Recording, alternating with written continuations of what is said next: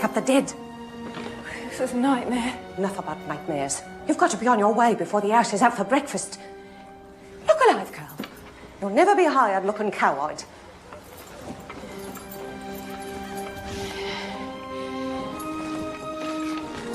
I read this note. I told your mother I'd do what I could, and now I've done it. Keep your hat over your face. Your mug's been in the papers. You can't tell him the truth or they'll send you packing. And God hates a liar, so just keep your mouth shut. You hear me? Keep your mouth shut. Well, hurry now. Go on.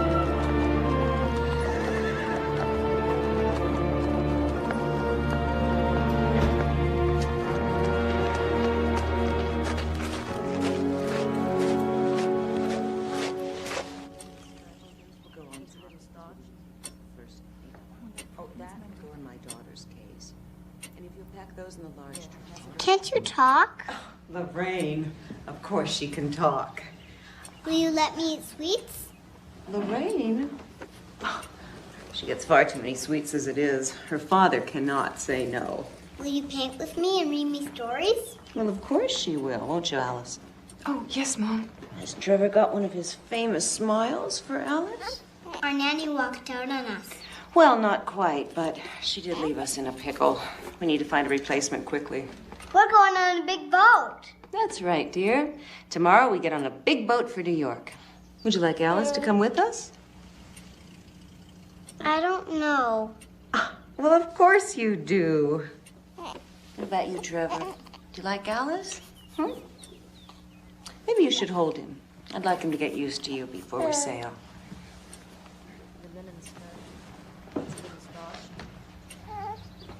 Needs mending.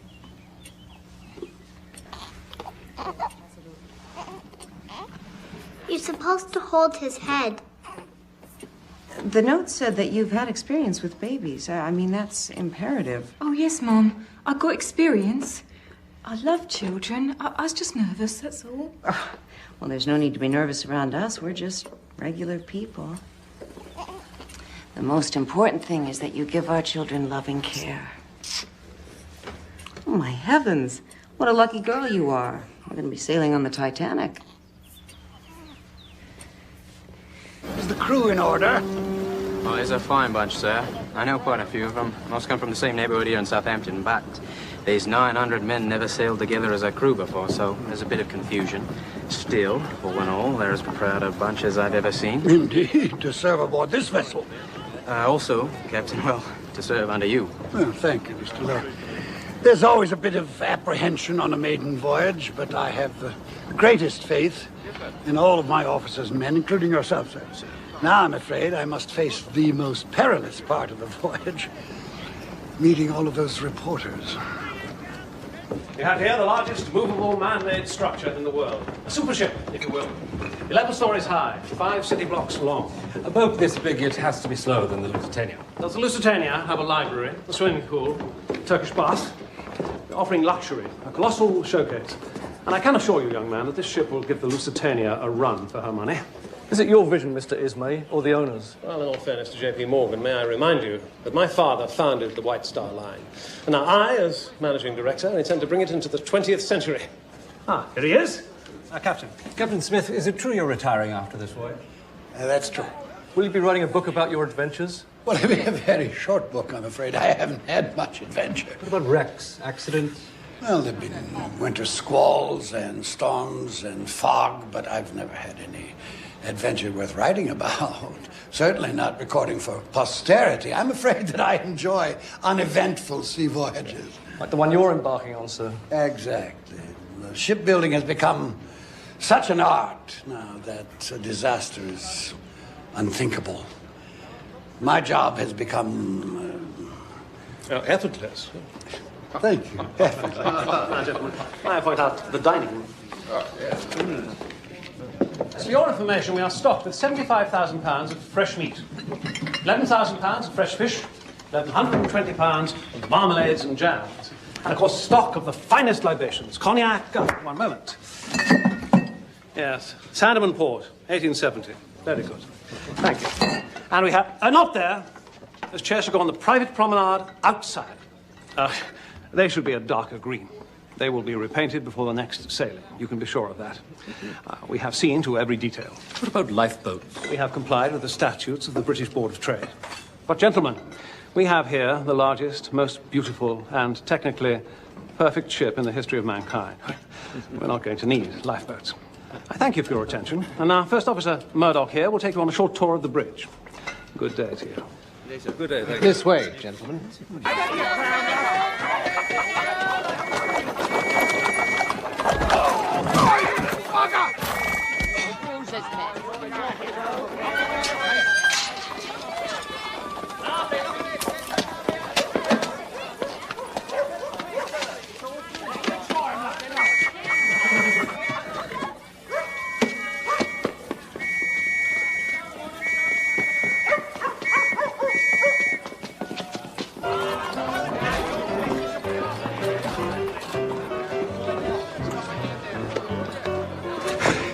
Tot of rum here, mate.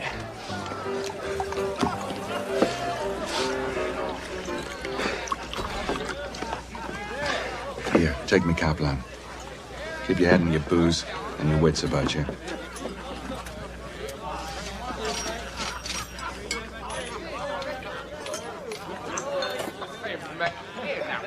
See him? No, I don't think he's coming in. Come on.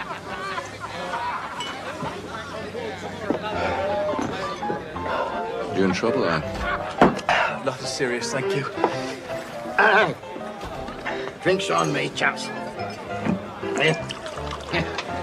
I work for this. Worked and saved. Say farewell to bloomin' England. I'm set for Niagara Falls. That's in America. You see her out there? See who? The Titanic. Biggest ship ever made. She docked right outside that door there. Here.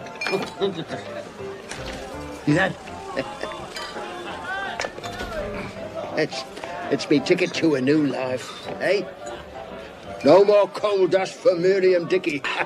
America! And the biggest ship I've ever dreamed. Imagine, Miriam Dickey sailing with some of the richest people in the world.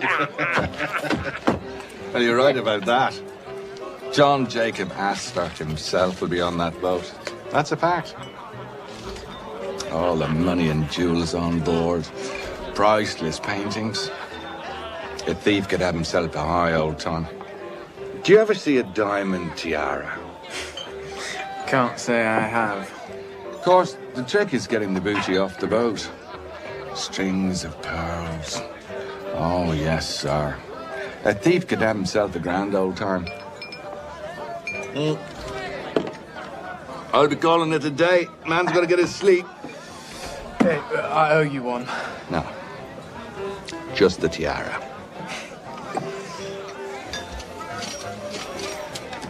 You be careful. Hi. Miriam Dickey on the same ship as John Jacob Astor. That's the joke of it, eh, lad? Here. To the Titanic. Titanic. Yeah. So I can see and feel my mother or my father, whatever could I be across the sea. Come on, Dickie, you can't sleep here now, can you? My brother's got me a job, a whole new life for Miriam Dickey. Hey, wake up. I'll take you back to your boarding house. Dickie. Dickie.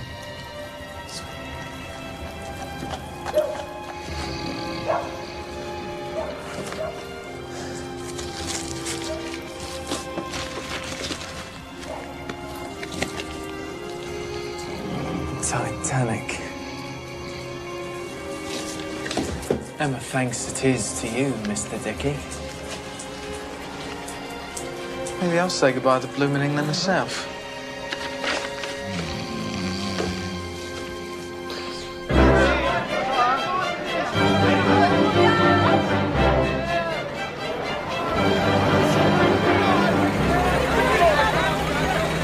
Nigel? Yes, sir. Get the bag. Yes, sir.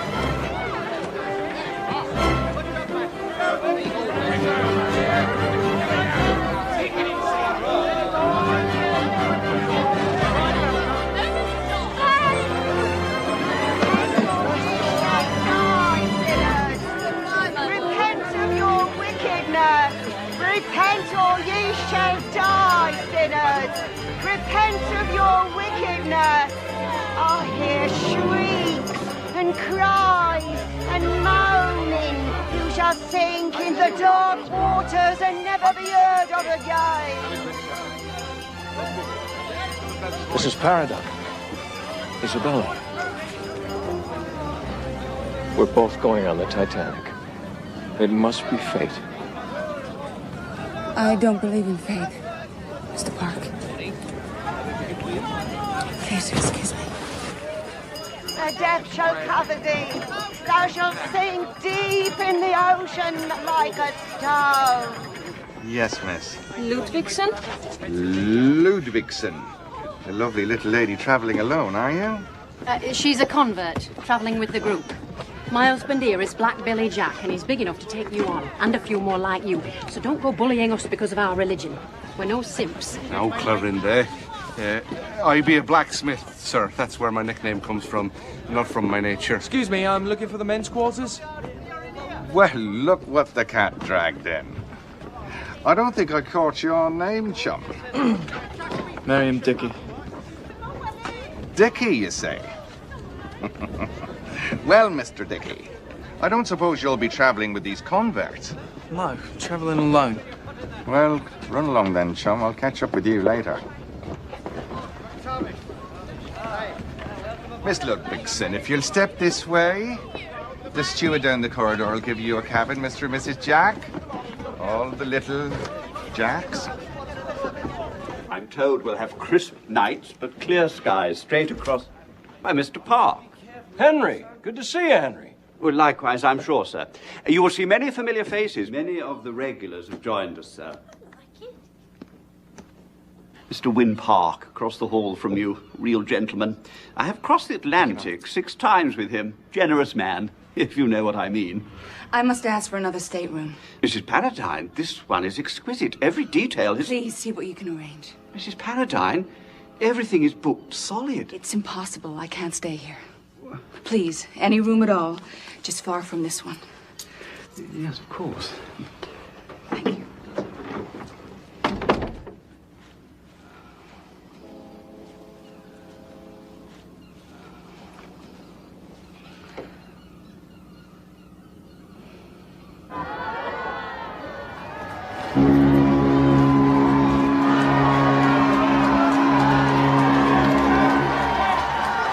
Mrs. Paradine?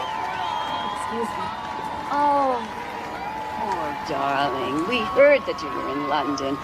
Your poor dear Aunt Grace. How sad for you, her passing. Well, I took matters into my own hands as soon as I realized that you were sailing with us. You will dine at our table, of course. And no moments alone. I'll see to that. And my granddaughter, Lulu, she'll keep you company. And my baby, Charlie. Lulu, don't slump. It's so lovely to see you. Don't look now. That's the infamous Molly Brown. Her husband made a fortune in silver and gold mines. They say he tried to shoot her twice. It was a terrible scandal. She's crude, but one can't ignore her. She's far too rich. Oh, and the Strausses. They own Macy's department store. Jewish. Oh, and Benjamin Guggenheim. Most people are content to bring back souvenirs of the Eiffel Tower from Paris. He's bringing back his mistress. Well, he's not sitting at our table. Oh, the Wideners. Alan, Lulu, the Wideners. For heaven's sake, how are you all, man?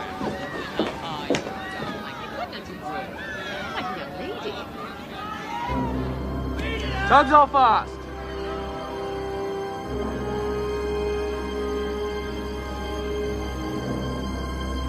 Take her out, Robert.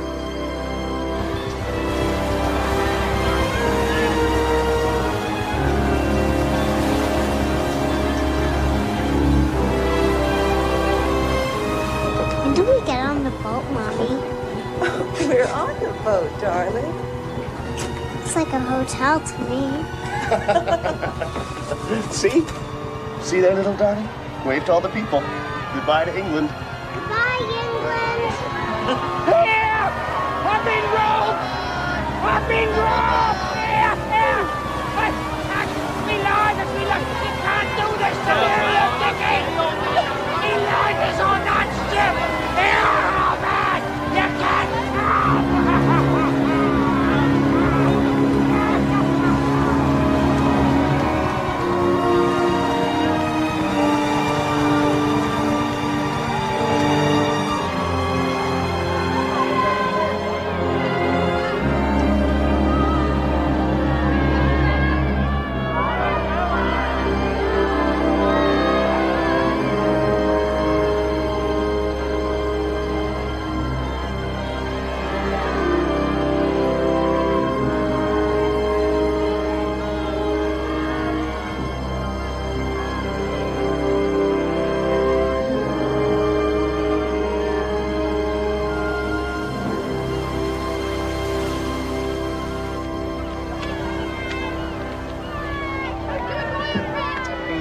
something wrong, miss? I left my family back in Denmark. I never see them again. I brought my mother's nightcap from the clothesline. That's all I have of her. Yeah, more than I have of mine. I look for a better life. Yeah, me too. My heart is divided. Yeah, well, it's better you don't have a heart. An emigrant must have courage. I have to keep thinking of that. To be grateful to be on this beautiful ship. This is nothing. Steerage. Now up there in first class, they got gold mirrors and crystal chandeliers. What is this first class? We'll all get to America at the same time. Yeah, but if they get there in style. That's why I plan to do business. There in first class. Don't take courage. Take smarts.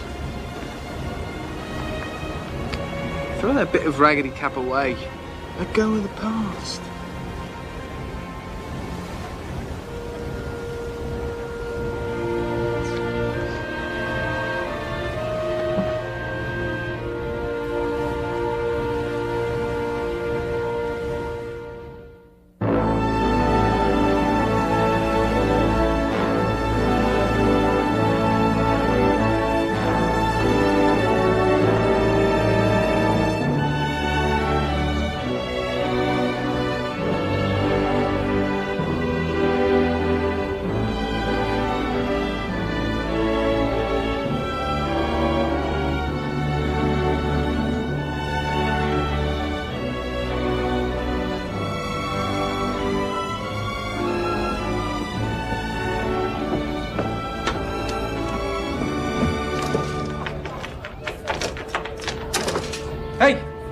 This gate is locked. Well, now, that is the idea, isn't it?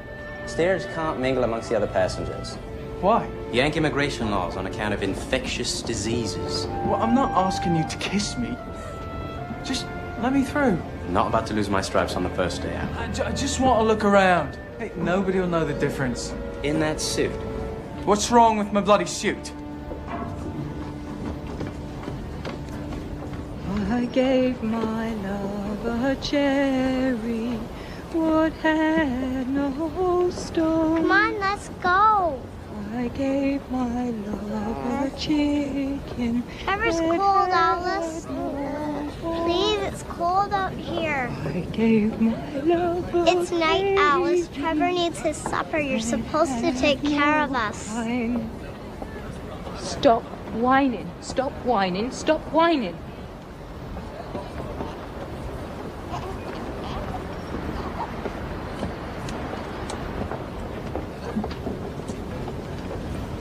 Come on, Alice. Excuse, please.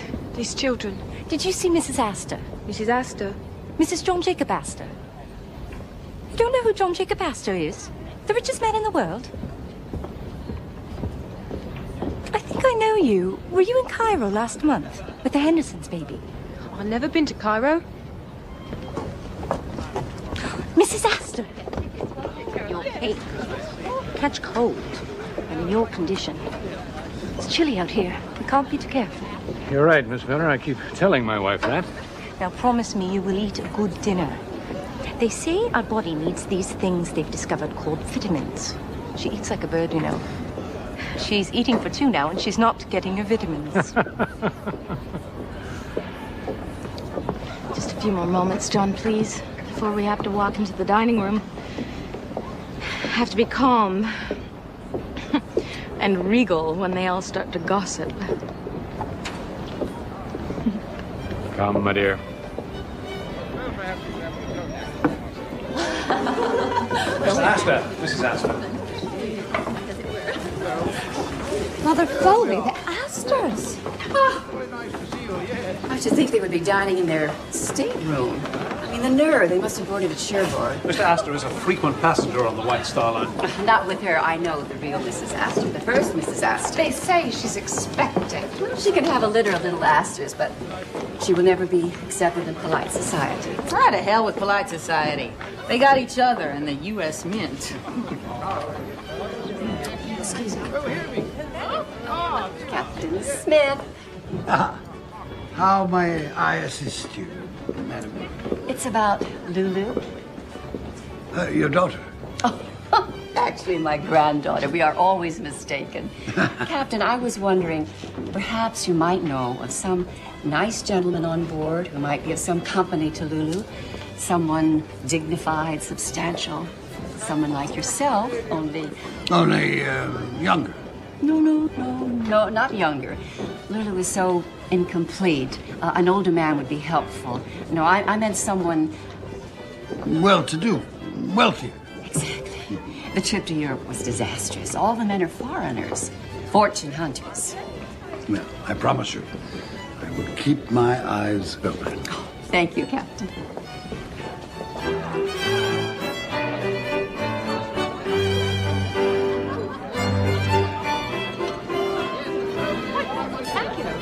I see. Another bottle, sir? I'd like it before we get to New York. Oh, yeah. If you don't mind. Good health.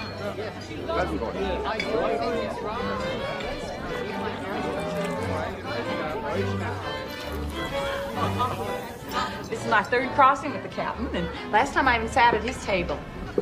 25 years, is it? With the White Star Line. The world's greatest ship and the world's greatest captain. Here's to a rip-roaring maiden voyage for us and the Titanic. Well, since it is my last voyage, I was hoping for something a little calmer. How fast are we going, Captain? I have a wager on it with Allison here. I say we're traveling in excess of 20 knots. You will excuse me. Captain Smith doesn't like to talk about speed, but I think it's safe to say that Mr. Allison owes you some money. Now, Mrs. Brown, would you care for some more oysters? Ooh, don't mind if I do. They're delicious. Big and fat and juicy. Oh, and some more wine, please. Lafitte Rothschild. We don't get wine like this in Denver. Boy, you built some rowboat here, Mr. Ismay. Well, I'm glad you're impressed, Mrs. Brown. Yes, I was determined to create a ship for the 20th century. One must be a visionary. Now, may I recommend the pressed pheasant or perhaps the poulet poché à l'estragon? No skinny little poulard for me. I'm having roast mutton and yo a mouton. You speak French? I hired a French tutor. He pulled a cork from a champagne bottle and put it in my mouth. The cork, not the bottle. He said it'd force me to hold my mouth open when I talked. Well, I told him most people preferred me with my mouth shut. We are forgetting Mrs. Paradine. All this festivity. Poor darling, her dear Aunt Grace passed recently in London. All those months alone in London, taking care of the burial and your aunt's affairs. I suppose things were jumbled. We promised your husband that we'd watch over you on the voyage home. That's very kind of you. The Paradines have the most beautiful estate on the Hudson. And their little girl is a dream. Miss Foley, could I have the pleasure of a dance? Oh, well, Lulu would love to dance, Mr. Park. As long as it isn't that abominable turkey trot. One wonders what the world is coming to sometimes. Posture, Lulu. Such a charming man. And so very handsome. Our little Lulu could do worse. Our little Lulu couldn't do any better. He's shrewd, intelligent. And loaded. Yeah. A marriage made in heaven. You must long to dance to a young woman like you. It's so sad you're stuck in black for the whole crossing. It doesn't do much for your delicate complexion. I suppose your aunt's husband is grieving. The marriage only lasted a year, Mrs. Foley. I don't know where Mr. Santaliser is now. Why, she gave up everything for that scoundrel. Well, what can you expect? An Italian. He was after her inheritance. I said so. Poor woman. On the contrary, Mrs. Foley. My aunt had no regrets. In fact, just before she died, she told me it was a glorious year. No matter what the price, it was worth a lifetime.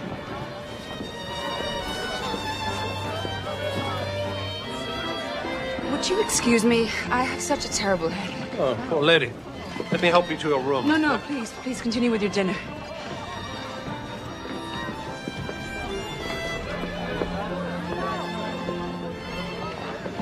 Bella, wait. Go back to your dancing partner, Mr. Park. You're jealous. You're jealous. Now, you know how I feel. You can imagine what's been happening to me all these years. Hetty Paradine has everything your family's ever wanted for you. Money and a pedigree. He's a kind man, a gentleman, a good husband. Well, your marriage must have pleased your father and your mother. The parents are both dead now. The past is the past. Irretrievable. It's been with me every moment of every day. Do you think it's been the same for me? Oh, Bella. Oh, Bella. I'm married, Win. I never expected to see you again. You broke my heart.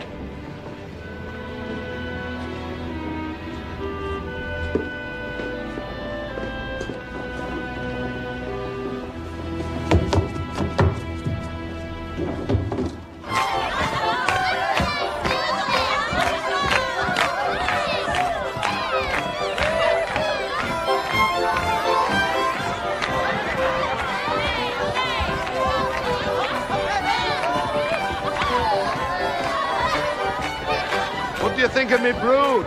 Nice children. Nice wife, too. I wouldn't be much without them. You planning to have pups yourself? Me? No. Oh, no. Wouldn't be so good at it. Raising pups, I mean.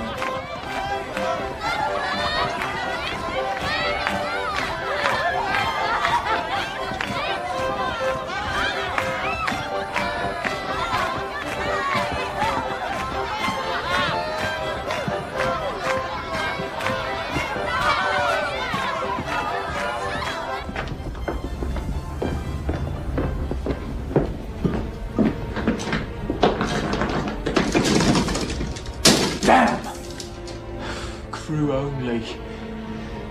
There has to be another way up. Might as well be in prison.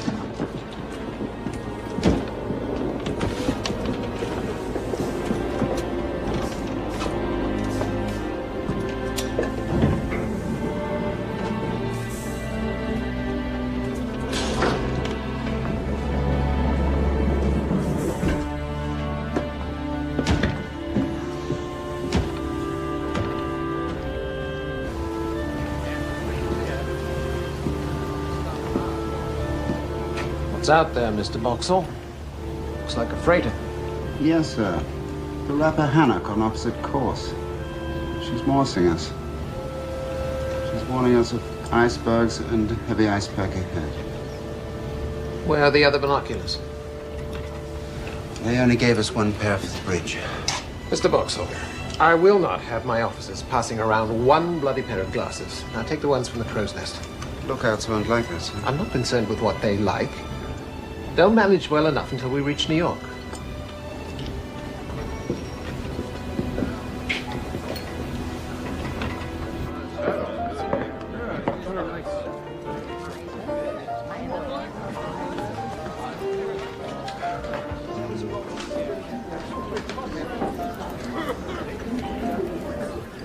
TJ, you sure you won't join us for another hand?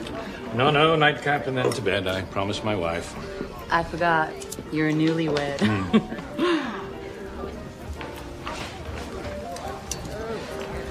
What's the matter? Never seen a woman smoke a cigar before?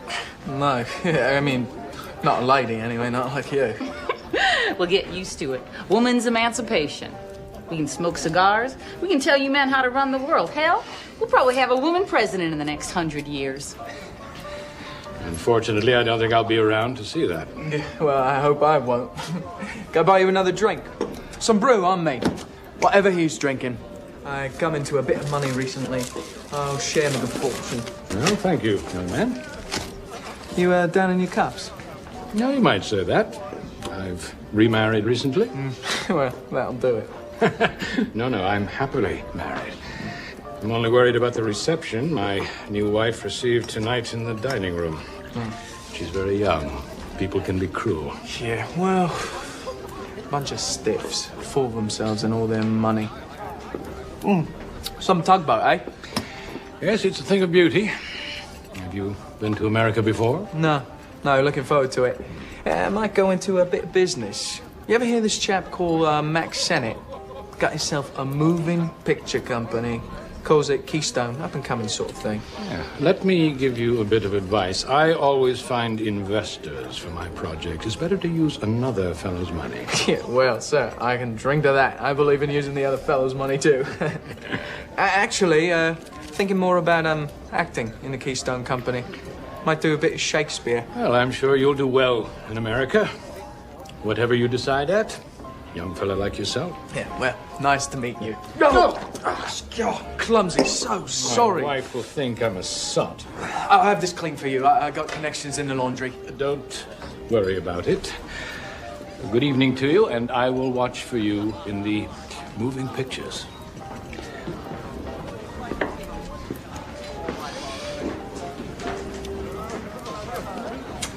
Another brandy, ma'am. I make it a double. Yes, sir.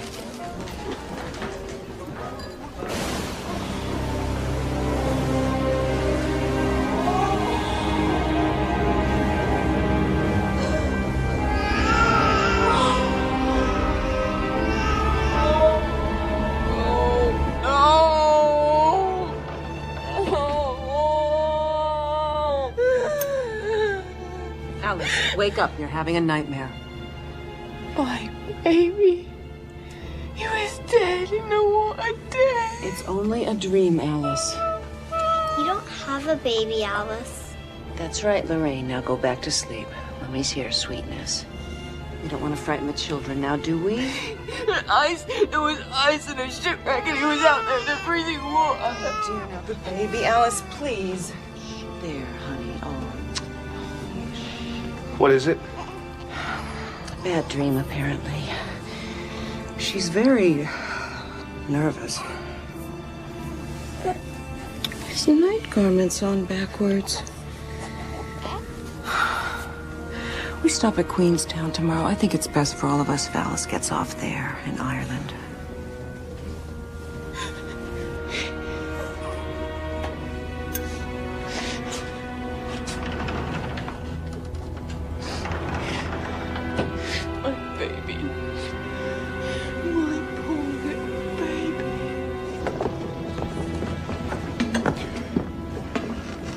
Are you lost, Mr. Dickey? Oh, you.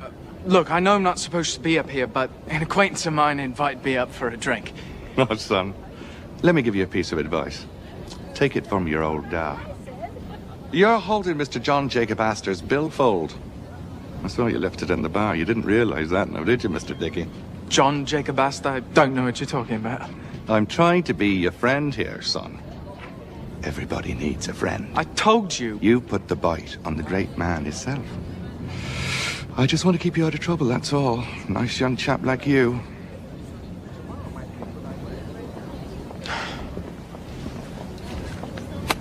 There's a good boy. The best. You don't want to get caught in your first night out stealing billfolds. Especially one belonging to Mr. Astor. It's all there. I'll tell him I found it laying on the floor by the bar. Must have dropped it, eh? You're not going to report me? Of course not. I helped you before, didn't I?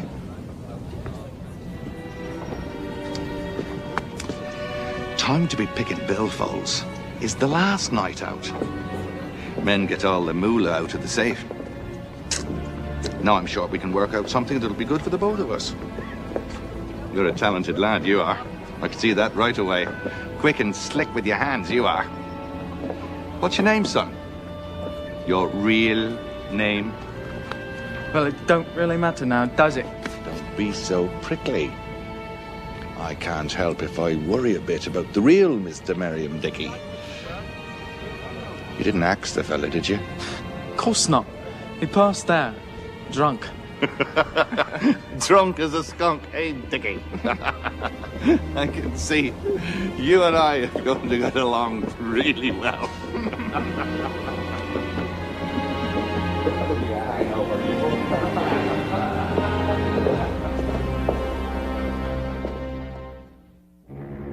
All passengers disembarking in Ireland must proceed to the boat deck. We have landed in Queenstown. Sir. No! Don't make me go, I beg you. You've been fairly treated. I've given you plenty of money for your boat fare back to England. Oh, you're kind people. You have to understand.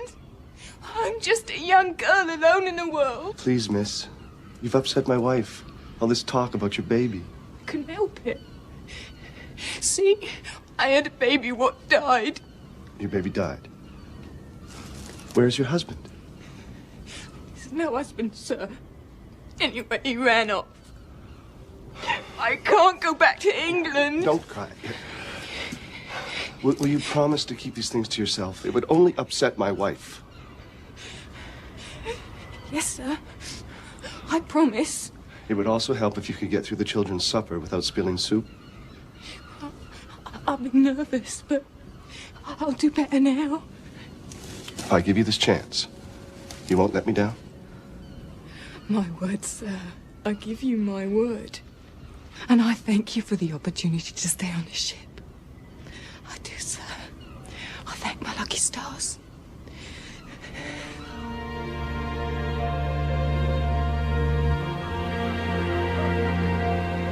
Hello and goodbye to Ireland. Yeah, Rodal. So green and beautiful. Makes me wonder if I should just stop here. Close to home. Is that what you're thinking? No. I try not to think of them. My mother, my little brother and sisters. Their life is so hard.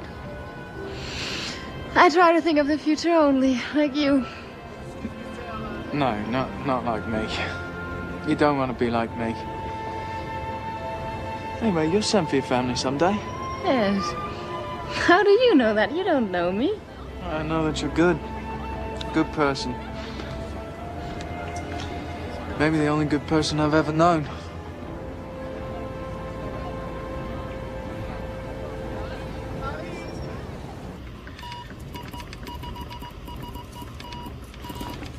So, which is which then, eh?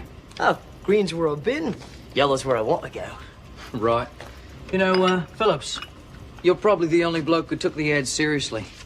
Join the Marconi Company, see the world. Yeah, well, here we are. Yeah, like hell, see the world. How are we supposed to see the world, Phillips? Stuck in this bloody broom closet. Wynn Park, I'm expecting a Marconi-gram. Oh, yes, sir, Mr. Park. There's so many messages coming and going. Oh, there we are. There you are, sir. I'll be expecting several others. I'd like them delivered immediately. Right, sir. Smooth sailing all the way. I hope so. Cheers, Governor. It's a double eagle. It's a $20 piece. But Dad, tin mines. Isn't that why I say tin mines? Aye. You split up with me. Right.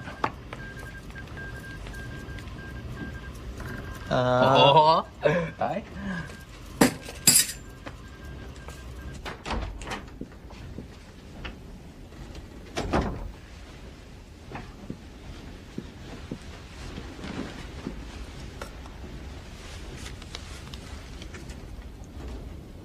Please forgive me, I was a bore.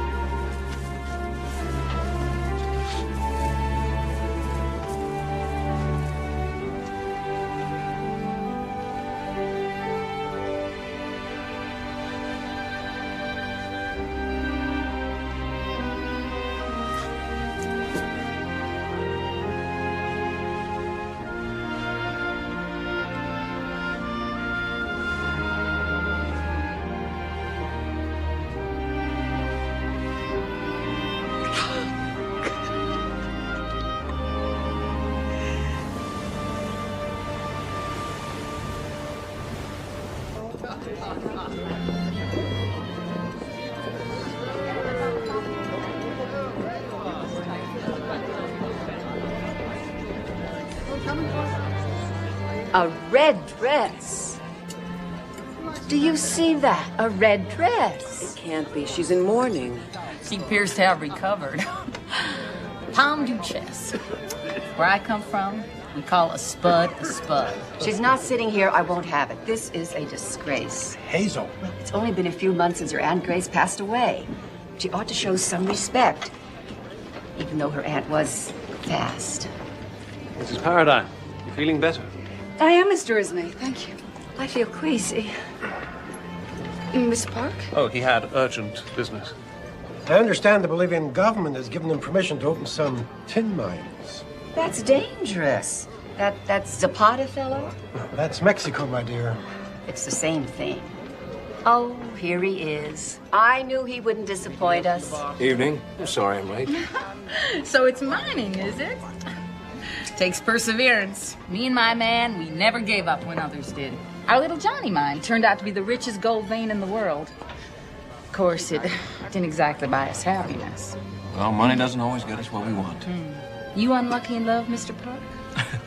My family tree is missing a few branches.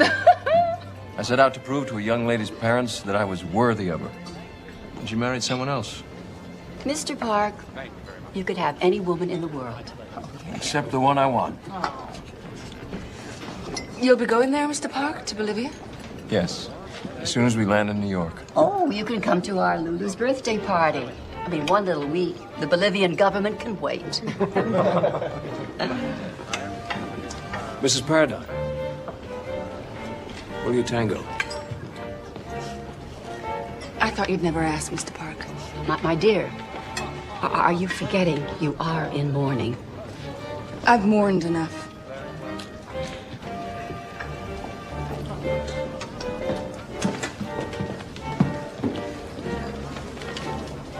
Oh, my. I feel absolutely faint. Dancing the tango? We haven't even finished the first course. They're just skipping to dessert.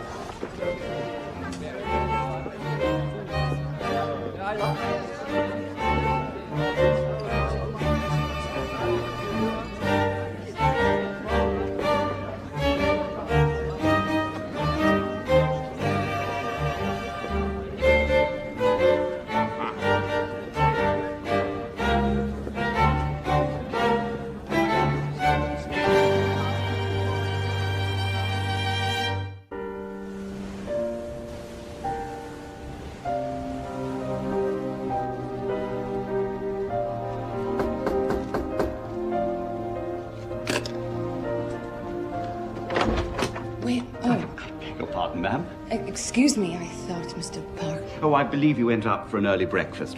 Mrs. Paradine, I have wonderful news for you. I have managed to convince the Countess of Rothes that she absolutely must take this stateroom. Her servants have packed all her things, so here I am, ready to move you.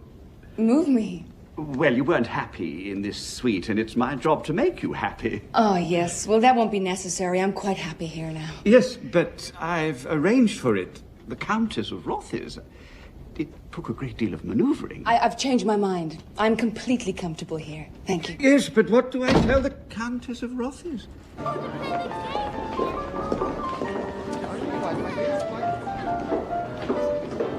Very nice.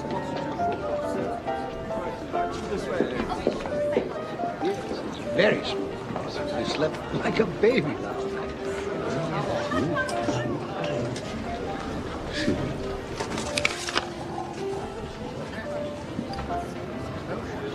Bad news, Captain? No, Mr. Strauss, just routine. You and Mrs. Strauss enjoy your breakfast. Mr. Ismay. Yes, what is it? A message from the ship Baltic regarding ice conditions.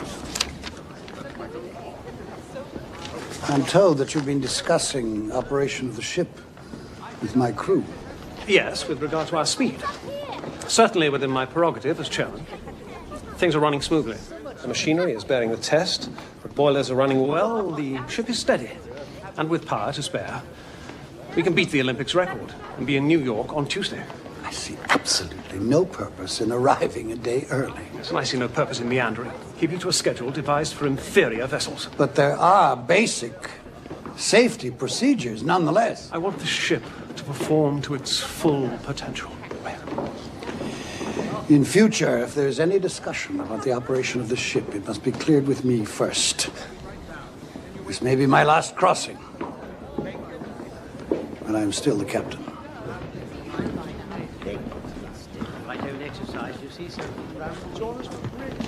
When? Good morning. Good morning. You couldn't sleep? No. Me neither. I was up thinking about you, and life, and your daughter, Claire. She's such a tomboy. Hates fancy clothes. She's very bright, curious. She loves dogs. She loves horses. She rides for hours with her father. What are we going to do? All those years I've wondered about you, where you were, what you were doing. And now you're here. With you? For 4 days?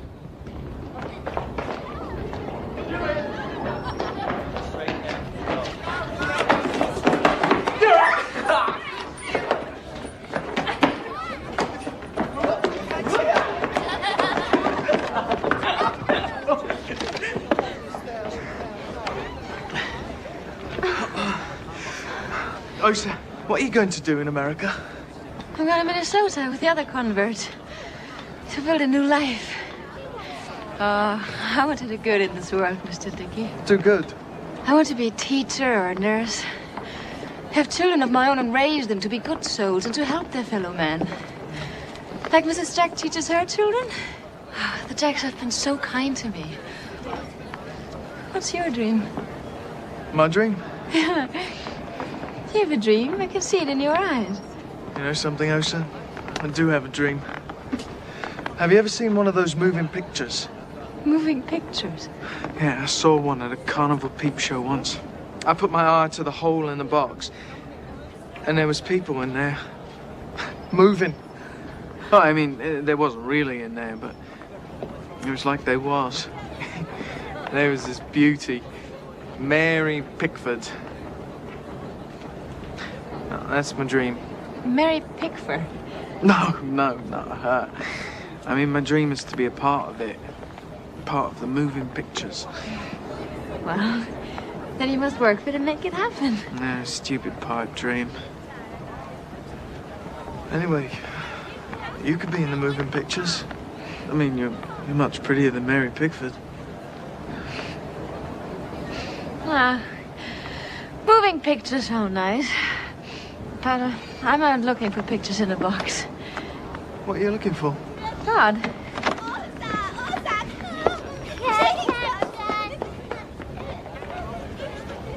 They say we're at the dawn of a new age. The fires below are sending 50,000 horsepower to the propellers. Who knows what kind of progress we'll see in the next 100 years. Soon we'll be flying across the Atlantic in airplanes. But nothing will ever be like this again. Nothing like the Titanic. A boat this big, powerful, and so beautiful. There's a rumor we'll be landing a day early. Only rumors. Captain Smith, could we bribe you to take your time? To meander, of course, a little. I know what you mean. I suppose I will miss all of this. There's magic to it. I enjoy it most right here behind the wheel. It's almost sacred. May I steer it? Evan, what's that?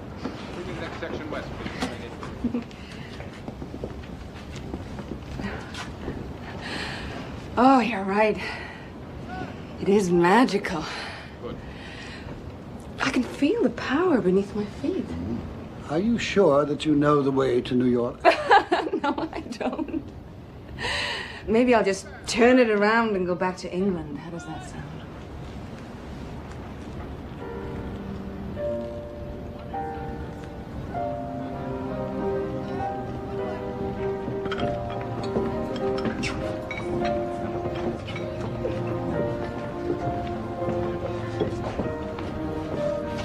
It's not fair. She's a married lady. What do you expect? A man loses his head when a woman throws herself at him. But he danced with me. Well, it wouldn't have hurt for you to throw yourself a little, Lulu. Get your shoulders back. You're going to get a hump.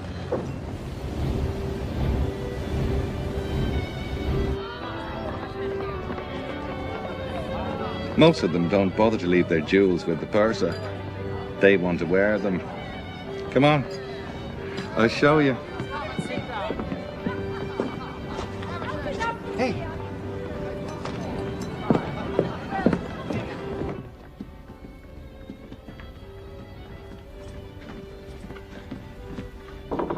Room service. Wrong room. Yeah.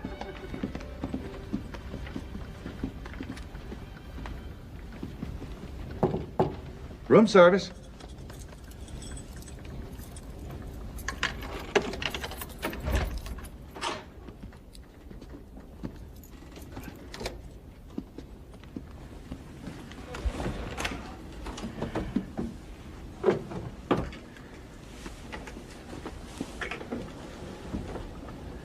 What did I tell you? Wait.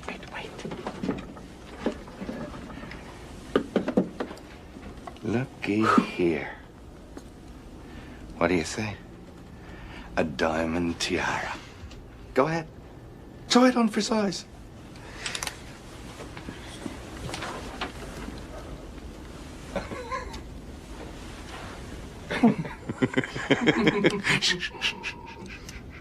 We case out all the staterooms, find out where they keep them, and then on the last night out, we strike. That's right, my friend.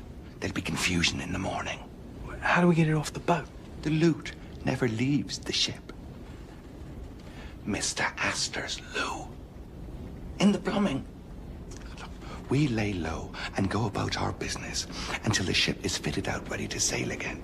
I've got a plumber friend here. He's agreed to carry it all off in his tools kit. I don't know. You don't know what? Well, how do I trust you?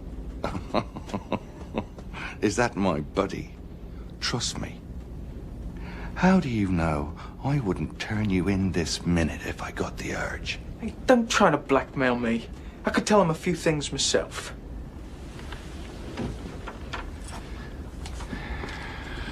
I've worked for the White Star Line for 12 years. I'm a trusted employee. Who do you think they're going to believe? Me or Mr. Dickey, who isn't Mr. Dickey at all? Come on, boy. You better get out of here. The tiara.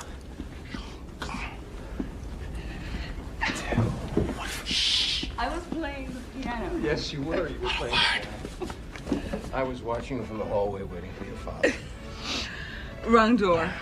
Yes, wrong door. It's the next one. I've never been in such a grand house before. And there you were. You were playing the piano. Chopin. I didn't know what it was. I only knew it was the most beautiful music.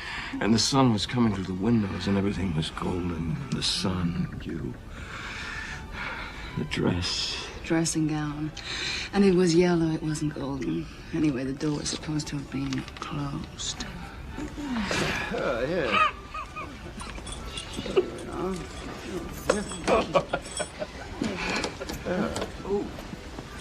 Lady lost her key. It was see-through. Your dressing gown. Very pleasant. Yes, it was. When you stood up, I could see you through it. I thought I was going to die. We found your room. Mm-hmm.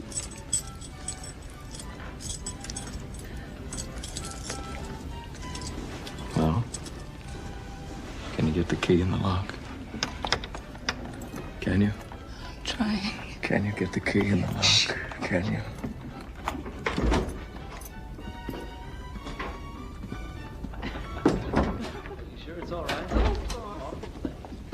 Hurry up, son. It's not good to be seen up here together. Mr. Dickey, we're gonna make a killing.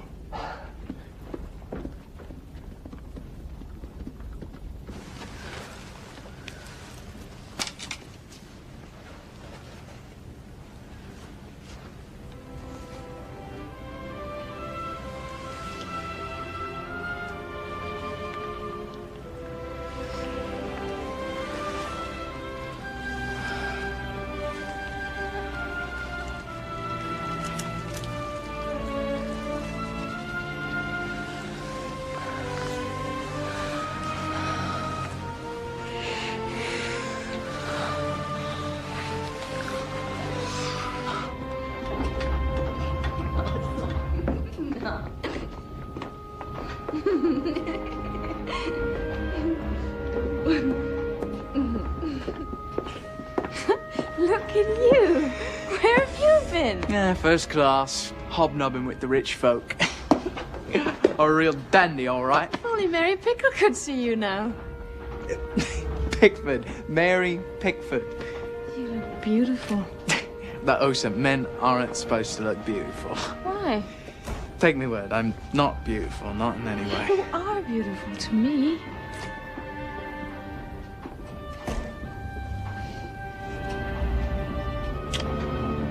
I don't know. Maybe something has rubbed off of you and onto me.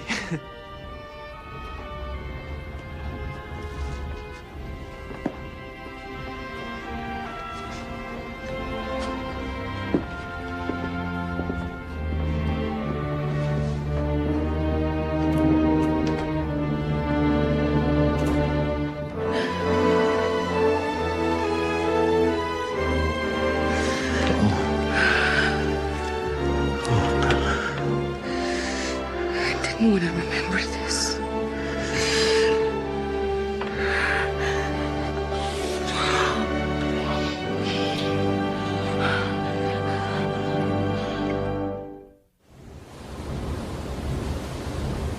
She's a thoroughbred, Mr. Lightoller. I'd swear there was a boat drill scheduled for this morning. Well, if I know the captain will skip it, Sunfool's gone and set it for the same time as the Sunday service, and the captain surely won't miss saying devotions.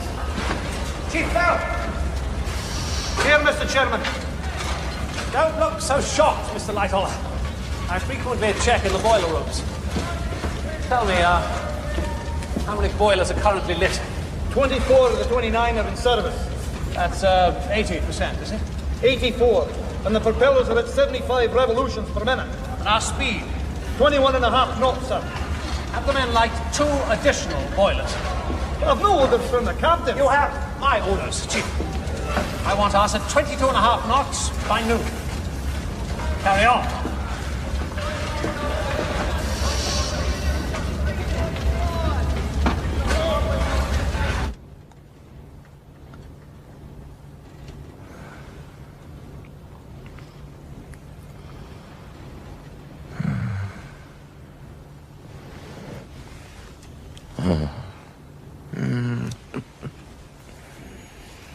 Oh, what day is it? Sunday. Everyone's at church service except us. We're the sinners.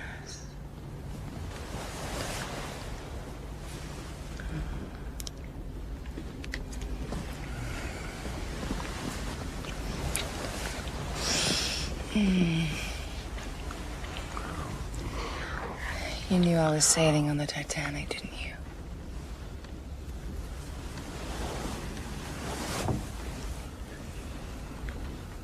Yes. It wasn't fate at all. You planned it that way. Yes. But it isn't enough. God, I want to be with you always. Come to Bolivia. I know I have no right to ask, but come with me. When? Come with me. I don't know. I just don't know. Does it have to end?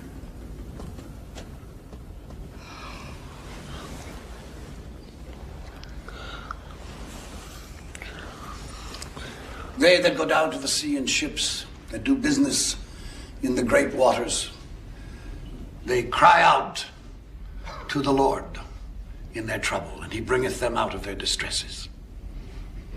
In Psalms 107, verse 29, he maketh the storm a calm, so that the waves thereof are still.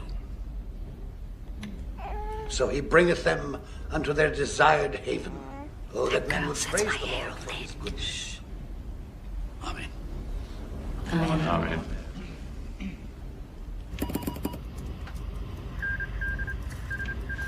Got a Masaba here. She's reporting heavy pack ice ahead, large bergs, and field ice. Right, well, I'll run it up to the bridge. Actually, not now. It's 20 minutes to 5. Let's clear through some of this backload first, eh? Right. Now, you must come visit me sometime in Denver, Captain. I'm having a huge party in June.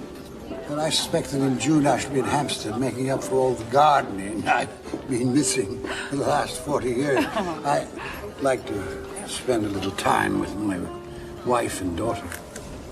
Oh, lovely. I understand. My husband, JJ, is ambitious and smart, but he's more comfortable in Leadville. Myself, I want to be more civilized. I guess that's why we've gone our separate ways. Tell me something, Captain Smith. Won't you miss the sea? I suppose I shall. But just between you and me, sometimes being on a ship is like being in jail with the possibility of drowning. Well, you've just got 3 more days. It's only 3 more days. Then you're a free man. The rain don't run, you'll spill it. What's going on here? Now, look what a mess you made. You seem to have your hands full. I'm Marge Miller. What's your name? Her name is Alice. Rain? Shh. Come along.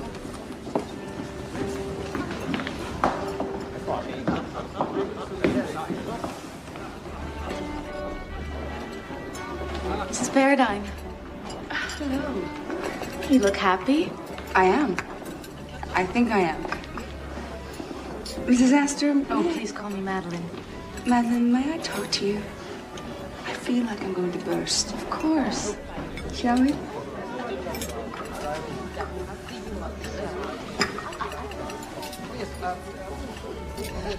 What was it like when Mr. Astor got his divorce? It's painful. For everyone. I felt terribly guilty. But we've embarked on a new adventure.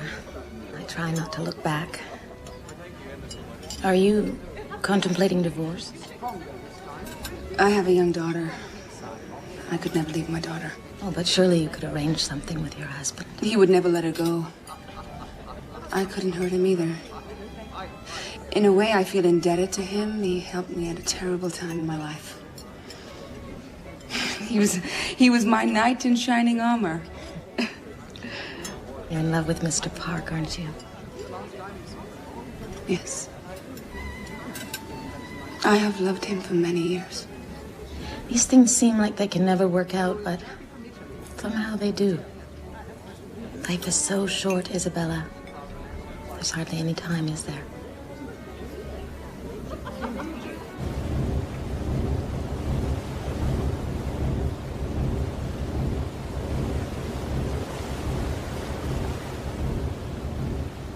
Excuse me, sir. Everything is stowed in the forward locker. Anything important? Another ice warning, sir. It's from the Coronia. Post the coordinates. I will, sir. Remarkably cold tonight, is it not? Yes, it is. I've sent word down to the carpenter to take care of the fresh water supply. It'll be below freezing during the night. Not much wind. A flat calm. In 24 years, I've never seen so calm a sea. Low, low. Breathe and blow, wind from the western sea. Over the rolling waters go, come from the dying moon, and blow. Sir? On my word, I have not thought of that verse since I was a cabin boy. Love of the ocean brought me to the sea as a lad, and there's still wonder in it. Are we not a bit fast? Mr. Ismay, sir. He seems intent on breaking records. He was in the boiler room today. I'm going below. Keep sharp. The first sign of any haziness, we'll need to slow down. I'll deal with Mr. Ismay in the morning. Yes, sir.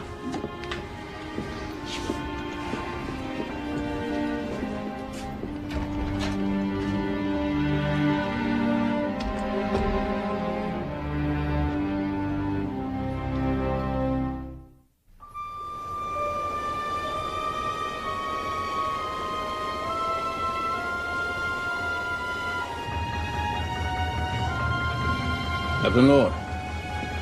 White patches ahead. That'll mean ice.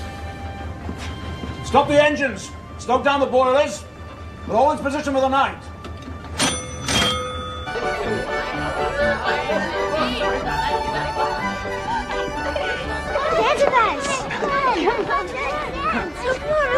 children say for you to dance. Come on, boy. No shame in having some joy. No, I don't know how. Show you?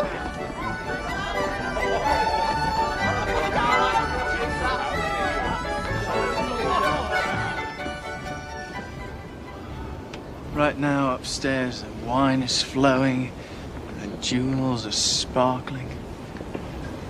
The stars are jewels. We're all the same under the stars. I get them for you if I could. All them stars. There's so much out there just waiting for us to scoop it up. Hey, I promised you a tiara, and Jamie Purse is gonna get you one. Who is Jamie Purse? Oh, yeah. I forgot. Jamie Purse is my real name. But, Mr. Dickey? That was just the name on the ticket. How did you get the ticket? You're not a thief. Fact is, I found it. You're right. I'm not a thief. I just seized the opportunity. If you'll excuse me. I don't mean to interrupt, madam, but me and Mr. Dickey have an appointment with the ship's purser. I gotta go. Purser? Don't go with him. I have to. Haven't you ever had to do things? Been forced to do things? I try to stay true to myself, if that is what you mean. You're so bloody good. Always on the straight and narrow. Well, that's not the way the world works. Look, maybe I'm not so great, but I can change. I wouldn't mind a piece of her myself. You want to get smashed in the face? You do. And you'll end up in the ship's brig, you silly bugger. Now, I'm having a jar with the purser in his office. Perfect time for you to lift the key out of his pocket. Magic hands like yours. No problem. Understand? All right. You just stay away from her. You hear me? She's too good for the likes of you. And me.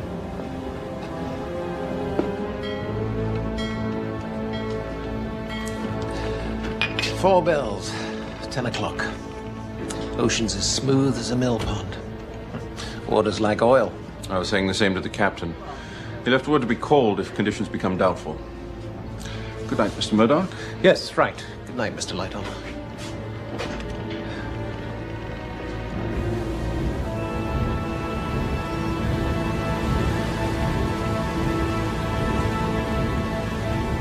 It's cold out tonight. Aye. By the smell of it, there's ice about. You smell it before you get to it. Of course, I wouldn't tell the bigwigs that. They think you're stupid. But you know what I say? We're the eyes of this here ship. But don't expect no respect. What I expect are some proper glasses. I've got good eyesight, but I can't see in the dark. Well, I asked again just tonight. They were like to have bit me head off. I'm through with the bloomin' sea. After this one, I'll go back home, make an honest woman of me, Linda.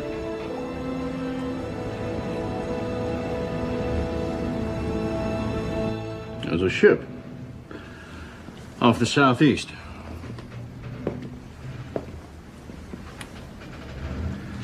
It looks like a big passenger liner, maybe 10 miles away.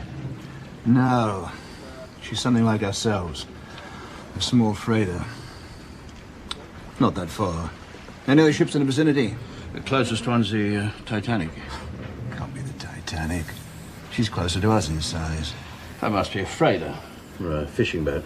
Maybe. Have Evans radio the Titanic. Tell him we've stopped for the night. Surrounded by ice. Yes, sir.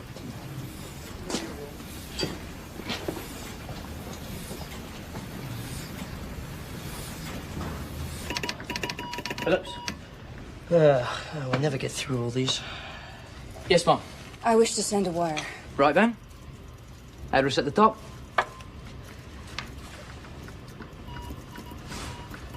My husband is at our home on the Hudson. This has to go out immediately. Do you understand? Yes, ma'am. The thing of it is... We're bogged down here right now. The wireless broke down last night and wasn't back in commission until 5 this morning. We've got quite a backlog, ma'am. Please, this has to go out immediately. You have to send it right away before Mum. I lose my strength. Before I change my mind.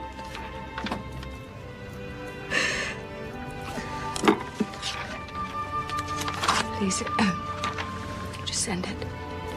Well, don't worry, Mum. It's very urgent.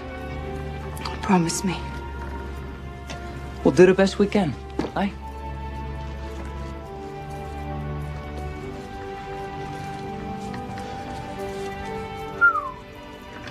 Some bloody bloke's gonna get the shock of his life. Shut up. Shut up. You're jamming me. Damned Frida Californian. Stop for the night on account of ice. They keep interrupting.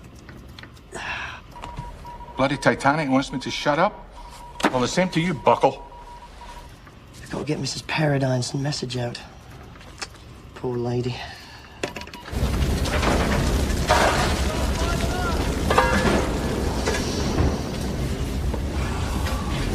Cool your fag, Chief. Hey, thanks, Jack. It's me prize. Tobacco from the East Indies. Keeps it next to me art. It's me treasure. Oh, that hurt. Are there really angels, Mama? Of course there are angels. Watching over you and your sister and your brothers. Over all of us. And over this ship to make sure we're safe. Oh, you're a mass of snarls, Miss Ophelia Jack. Need one of them angels down here to brush it out. It doesn't look right. Young girl like you alone in the world talking to that hooligan. We are all God's children. You said so yourself. Chap like that cause you nothing but pain. There. Here we are. You're almost an angel yourself. We're off to bed now, Osa. Sweet dreams, Osa. Sweet dreams. You say your prayers, Osa. God will keep you from harm. And all the angels too, Mama. And all the angels too.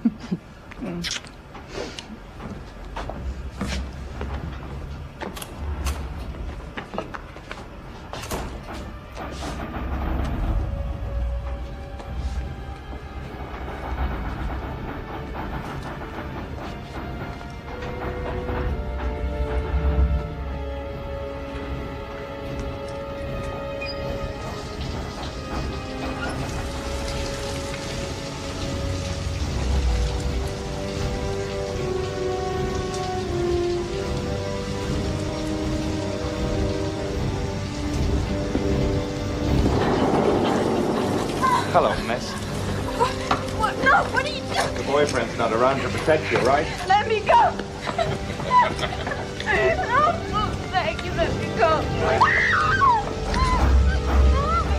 You're a peach, you are. I had my eye on you from the start. You're going nowhere. I knew from the first time I laid eyes on you that you were no sight.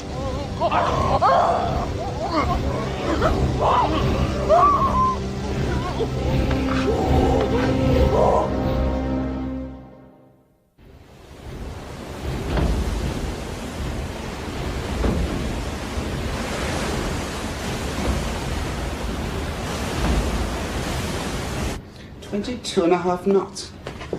What are we doing? It's not a race. We have our orders, Mr. Boxall. Hope Mr. Astor won't be playing cards too late. I hate to go to bed alone. I put a nice warm bottle under the covers, ma'am. It'll be very comfy.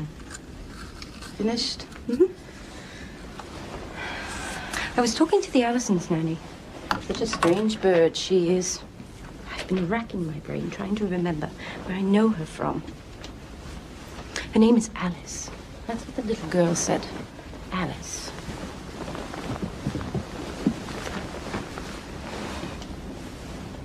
Mrs. Astor, I must go get your husband. It just came to me. Alice Cleaver, that's who she is. What are you talking about? Nothing that concerns you. Who is Alice Cleaver? Not in your condition. I'll speak with Mr. Astor. He'll know what's to be done.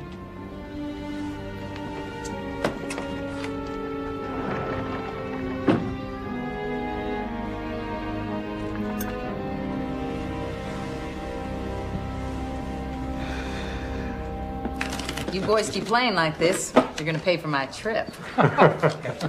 And tomorrow night, poker. You must excuse me for just a moment. We'll wait. He's the one with the money. There's something wrong with my wife. Oh, no, she's safe in bed. Well, what is it then? You must go have a word with Mr. Allison, sir. You must warn him. What are you babbling about? The nanny, I recognize her, sir. Alice Cleaver. She was convicted about 3 years ago for murdering her baby. Where did you hear all this rubbish? It was in the paper. They let her out of prison, said she was deranged at the time on account of the baby's father deserting her. They granted her leniency, which is no excuse if you ask me. Her little child... It's after 11. I can't go wake them up now. But she's in charge of the Allison children, sir, and she's a murderer. Perhaps you're mistaken. At any rate, nothing will happen tonight. I will talk with Mr. Allison in the morning. I'm sure he won't mind your waking him up under the circumstances. In the morning, Miss Miller. I will speak with Mr. Allison in the morning. She threw him from a train. The baby boy. The touch of haze on the horizon. There's ice ahead.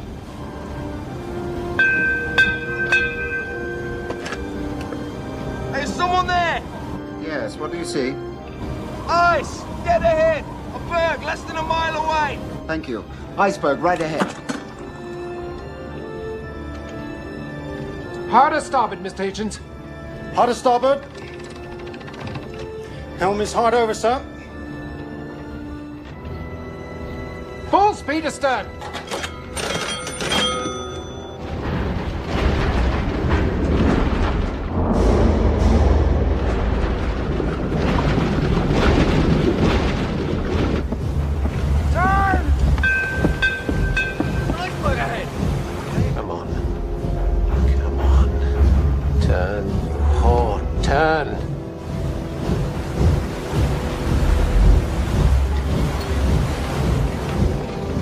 What's taking her so long? Turn! We're gonna win the bloody race. Turn!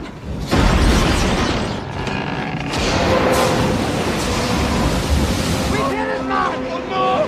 We're dead!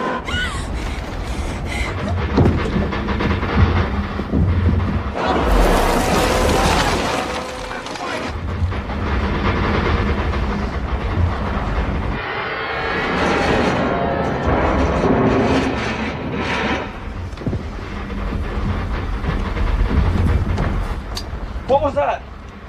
I think we hit something. It felt like a hit. Hey! What's happening?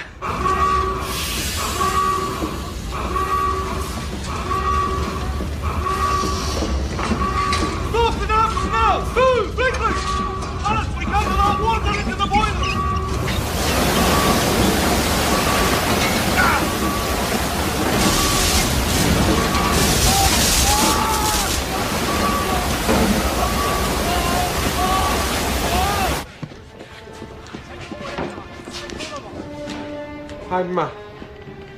I'm closing the watertight doors. Note the time and enter it into the log.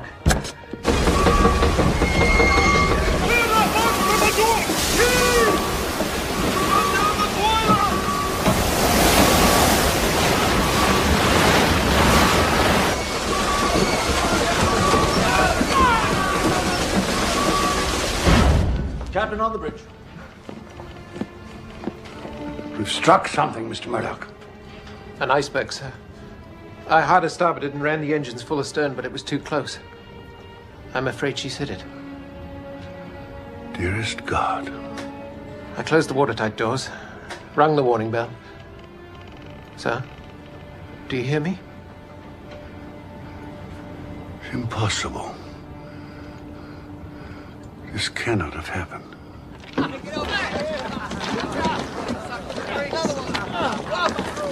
To hear what they're saying, we hit an iceberg. That grinding noise we heard? Perhaps we lost a propeller. Good, it gives us more time for bridge. The boat stopped cold. A few hours and we'll be back on our way again. Anybody want a souvenir?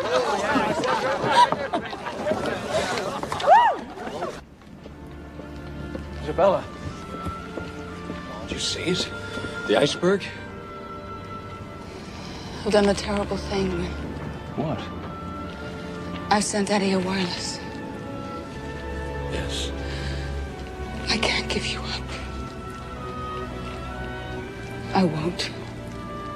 I've told him all about us, and I've told him I'm going to Bolivia with you.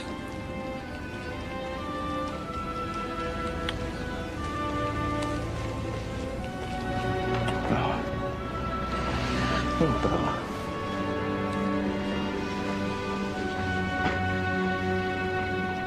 All right, cut it out, everybody. Calm down. Show's over, folks. Come on, let's get back to our bridge game. After all, this tin tub's unsinkable. Not so bad.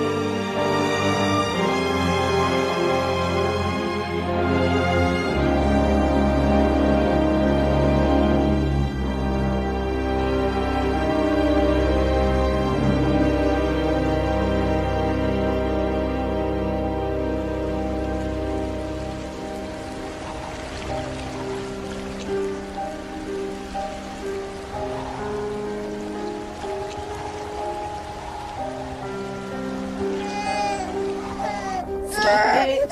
I told you, stop it! Stop it, I said!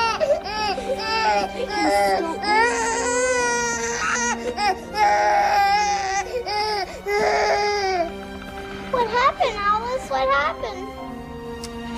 We're all gonna die. Bring those pump lines in here now! Put them away!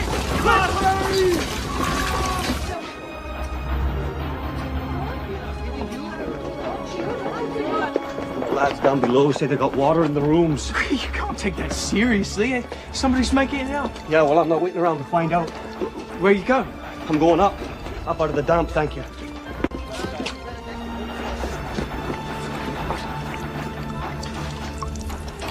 Oh, God. Water.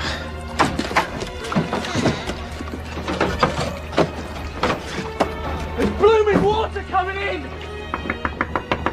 Mr. Allison, sir, there's something wrong. Another nightmare. She's having another nightmare. Oh, that girl. I tell you, Hudson. Mr. Allison. I'm coming.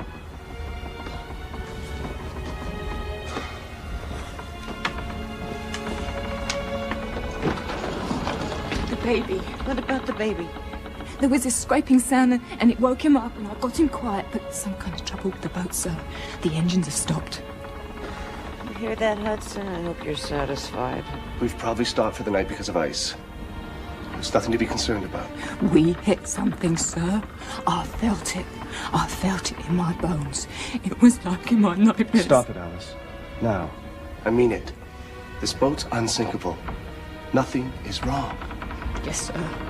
But I...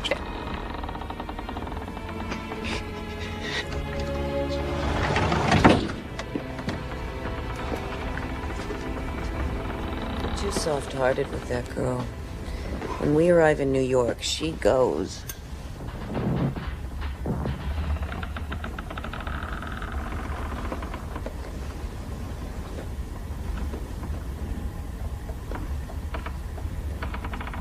Ship is going down.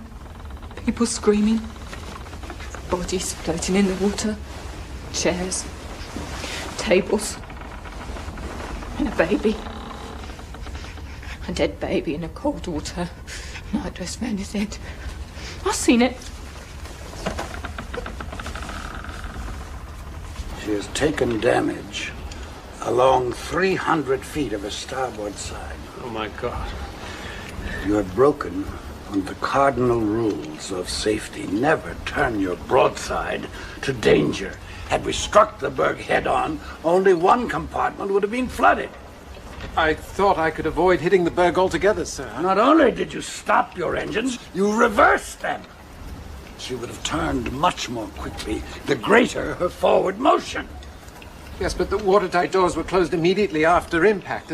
The compartments behind them were sealed. These watertight bulkheads go up only to E-deck. The weight of the water in the bow will pull her down by the head. This ship can't sink. The ship is about 2 hours. The lifeboats. We have lifeboats. We must launch them at once. Get everyone off the ship. That won't be entirely possible. Of course it's possible. We must begin immediately. You may recall that we have precisely the number of lifeboats required by the British Board of Trade. Seats for 1,200 people. There's over 2,000 people aboard this ship. 2,230 souls. I cannot allow this. Mr. Ismay, it was under your directive that we were traveling through an ice field at the arrogant speed of 21 knots. I'm the master of this vessel, and I have been too complacent. Captain Smith, general distress over the wireless should be sent immediately. Mr. Murdoch. Sir. See that the passengers are roused. Mr. Lightoller, organize the crew to uncover the boats. It would be best, sir, if we didn't give any indication to the crew or the passengers as to the seriousness of the situation. Yes, quite so. We don't want to start a panic. Yes, quite so.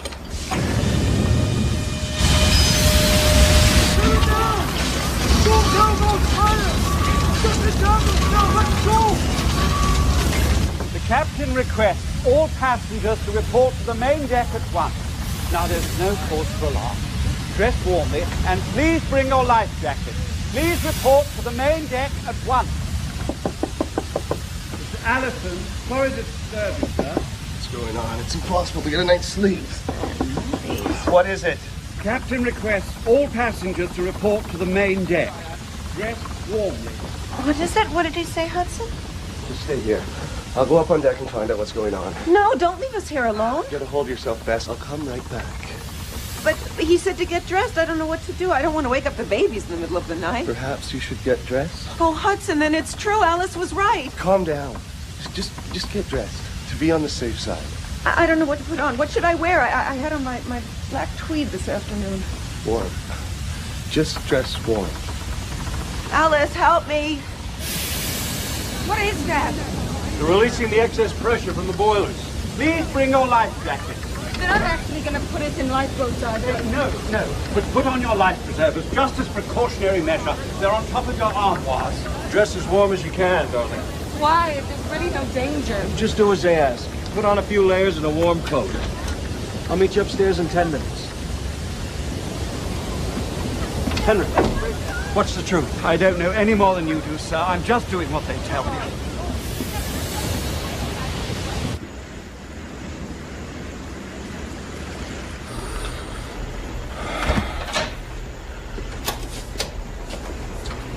You look fagged, Evans. 18-hour shift, lad. What do you got tonight? Oh, just the Titanic.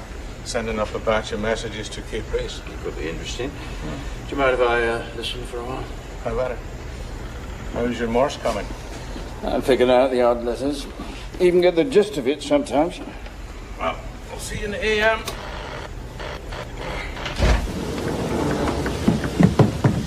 Prepare to call for assistance. We've struck an iceberg. These are the coordinates. Which call should I send, sir? The international call for help, CQD. Come quickly. Distress. Just that. Hi, sir. Oh. I'd hate to be the captain's shoes when he tells Astor and these rich mucky mucks they're going to be a week late getting to New York, eh?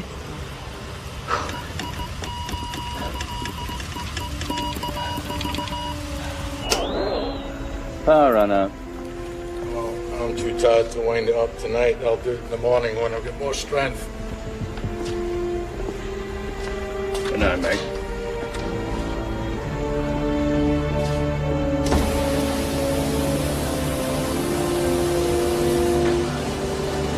Throw the covers back! Go smartly there! Don't tangle them in the folds! This is no joke! Don't you know what to do here?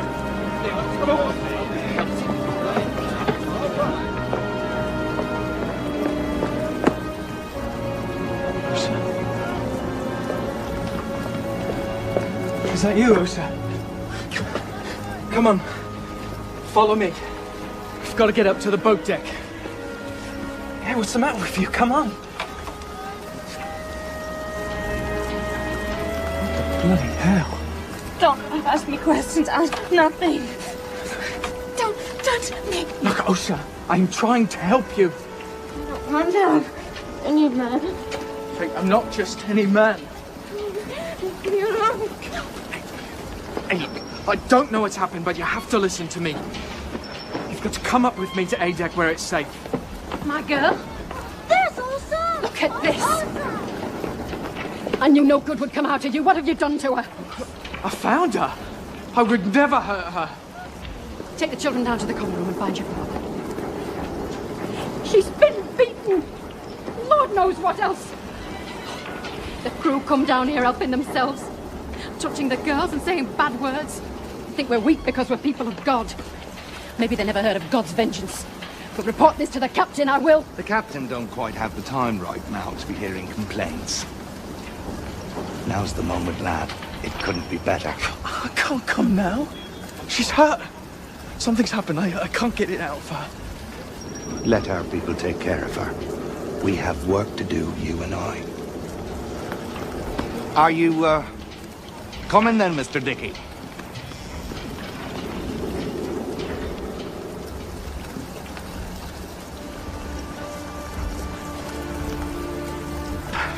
Get her in some warm clothes. Yes, I hold on you.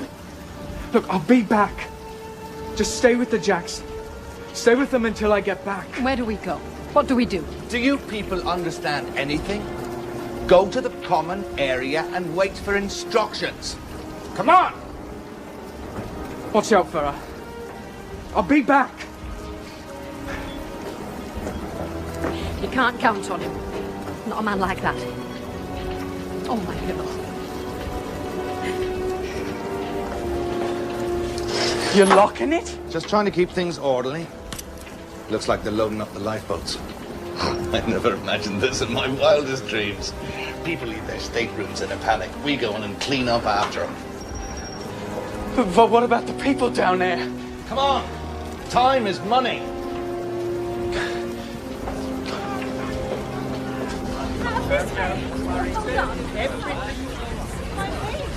Captain Smith, I have a word with you, sir.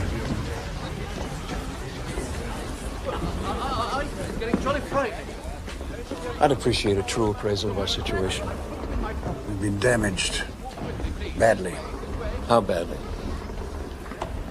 The ship has a couple of hours. This information must not be circulated for obvious reasons. Are there any rescue ships on the way? So far, we have been unable to contact any vessel near enough to help us in time. It is imperative that we get the women and children into the lifeboats. You might want to see to Mrs. Paradine. Of course. Without delay. Yes, sir. Mr. Park, there are lifeboats for only half of those on board. I see. Thank you for your candor. Godspeed, you, Captain. And to you, sir.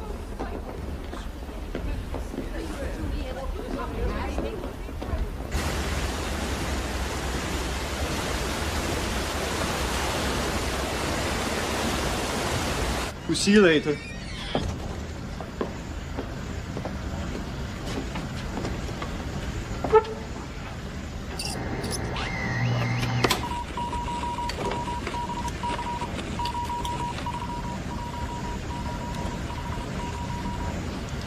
Titanic? Is that you? You ever get your traffic from Cape Race? Some bloody fool was asking about our passenger mail. Come at once. We've struck a berg. It's a CQD. We're sinking. Tell your captain we've only got an hour.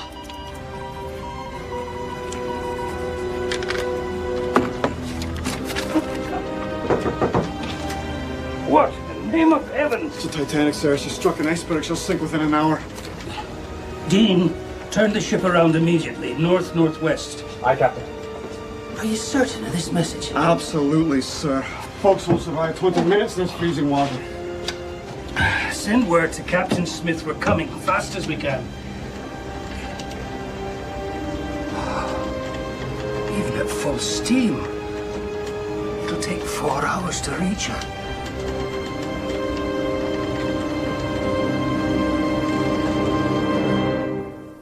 Where is my husband? Where is he? Here, Mom. Drink this. You have to get dressed. My babies. I can't put my babies into a lifeboat. It's freezing. It'll be fun. We'll get to go on a boat. Everyone up on deck, ma'am. I'm coming as fast as I can. Did you pack the children's things, Alice? The nappies and the warm leggings and the baby's milk cup and his teething ring? Don't be scared, Lorraine. We'll take some sugar water, all right? Some sugar water. There's no time, Mom. We have to go. I can't go without my husband. I'm not leaving without my husband. Alice? You get the rain, Mom. We're gonna drown. Wait! You must wait for my husband! Come along, sir. Alice! Come back here! Come back here right now! You must have the cotton for Trevor's little ear, and you don't have the sugar water! Are we going to drown, Mommy? Oh, no, of course not. No, it's nothing but a drill. It's just some kind of a drill. Oh, my poor darling little girl. People, please listen to your instructions. This group will be in boat 4. And this group will be in boat 8. They will be ready momentarily. All right, The important thing is to keep warm. Here, glad I grabbed these on the way up. Hey, put on that life vest. Doesn't do much for a lady's figure, but... Hey, no room for luggage, Buster. Leave everything. I even left a wad of money rolled up in a pair of French bloomers. And embroidered, but what the hell? Darling, you look so grave. Aren't there enough boats? No, they're taking the women and children first as a precautionary measure. Then I'll wait and go when you do. You have to get on with the other women. We'll be together in a few hours. In heaven or in hell. We'll be ready in just a moment. I want to know the truth. We have about an hour before this ship sinks. I'll take you to a lifeboat and find you later. In a few hours, we'll be having breakfast on some freighter. Is that a promise? Now, ladies and gentlemen, would you all please line up by the door and please keep order here. That is the main thing. Yes, come on, ladies.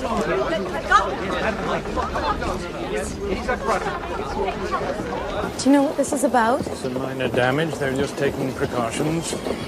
You! It was that woman, Alice Cleaver. She has the Allison baby. Get a hold of yourself, Mrs. Miller. She's obviously helping them with the children. We have an emergency.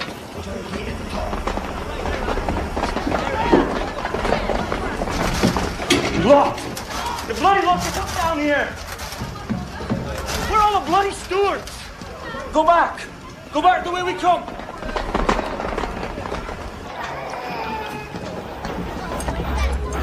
Everything will be all right when we get to America. Everything will be all right once you're baptized in the Lord's church. We'll never be baptized. Of course you will, of course. We will not let an iceberg stop us. We will not. I am damaged goods. Oh, my Lord, girl. You can't give up because some bloody bully forces himself on you. Do you think God will hold you accountable? He tests us in every way.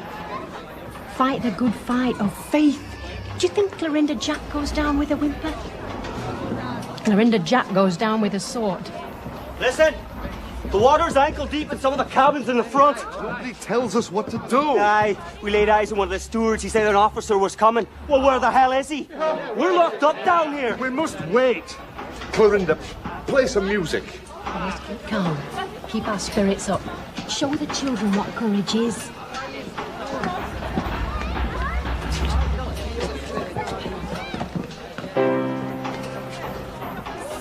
Like only yesterday, and sailed from out of court. I wonder if from Erin's Isle I landed in New York.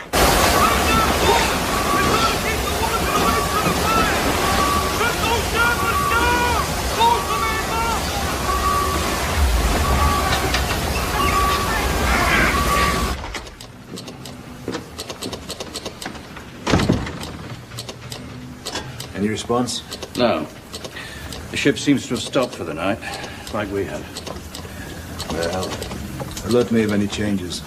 How are we resting on the chart room settee? Keep a lookout. You hear the old man? He'll want to know if she comes any closer. Just what I'd be longing to do, wake him up.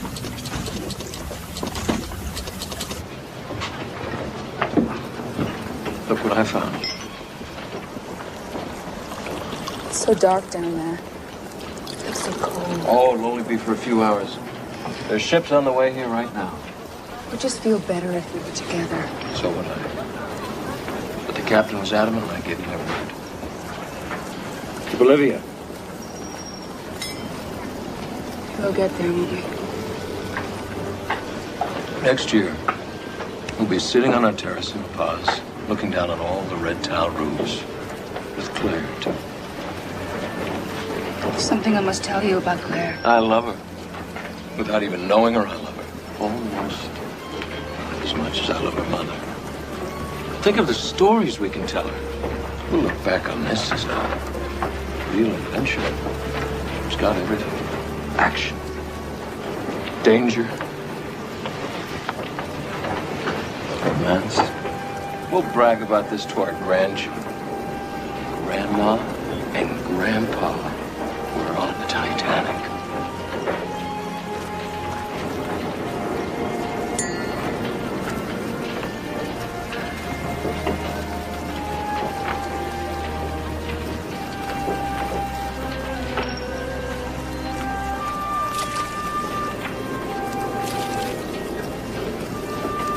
Move it, everybody. Move it along. Come on. Come on. We haven't got all day. That's it.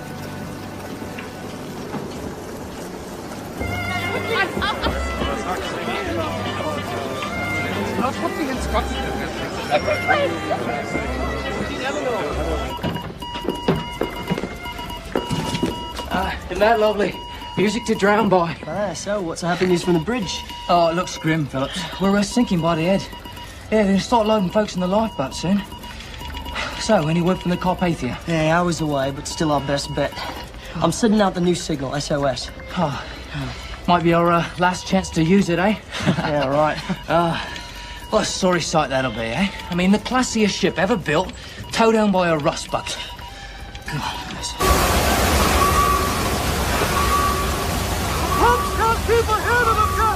We need light, Chief, and power for the wireless. Well, do what you can. Mr. Allison! Mr. Allison! Now, don't you be afraid. Alice is here. I ain't gonna let nothing happen to you. Not this time. Why isn't this lifeboat being filled? Nobody said to load the boat. See here. Get back with the other passengers. I am the chairman of this bloody shipping line. I want these people aboard this boat immediately. What became of the boat assignments, Mr. Lowe? Nobody ever had any boat assignments, sir. Hurry. If it is serious, you must make sure to get on a lifeboat. We'll take this one. I'm frightened. Stop whining and get in the boat, Lulu. I'm sorry, ma'am, but no dogs. And women only right now, sir. What are you saying? Nobody's going to tell me to leave Charlie. That's the orders, ma'am. Your husband will have to wait behind. I am not talking about my husband. I'm talking about Charlie. I'm not going to leave my helpless little dog on a sinking ship. Come on, Lulu. You can't let these few women go alone. You heard me. No men, no dogs. Charlie will sit right here. Thank you. Please, right this way. Won't you step? Right this way. Please, won't you step? We can't fill these boats to capacity, sir. 65 people and they'll buckle under the weight. I say lower them half filled. We can load more people down there from the gangways. No. Too dicey. How long do you think they would last if they went into the drink? My God, man, that water's 28 degrees. Better to take that risk than to kill them right off, sir. You men know how to row? Think so, sir. Good. Then you're in command of this boat. Stand by the aft gangway and be ready to receive more passengers. Aye, sir. Now, are there any more ladies before this boat goes? Me, sir. Me and my baby. Yes, of course. Let one of the men hold your baby while you get in. I'll take him. Yes. Hello. Sweet baby. Can't get on the boat. I don't want no strangers holding my boy. It's only supposed to be ladies and children. All right, men. Don't let him Let's off. go. Come on. Everything will be all right, folks.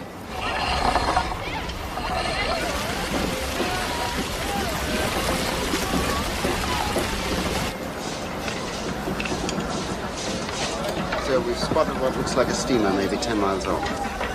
Splendid. Has she acknowledged you? No, sir, not yet. Well, keep signaling. Tell her when the Titanic was sinking. Come at once. If she's answering, I sure enough can't tell. Ah, she's too far away. She can't see us.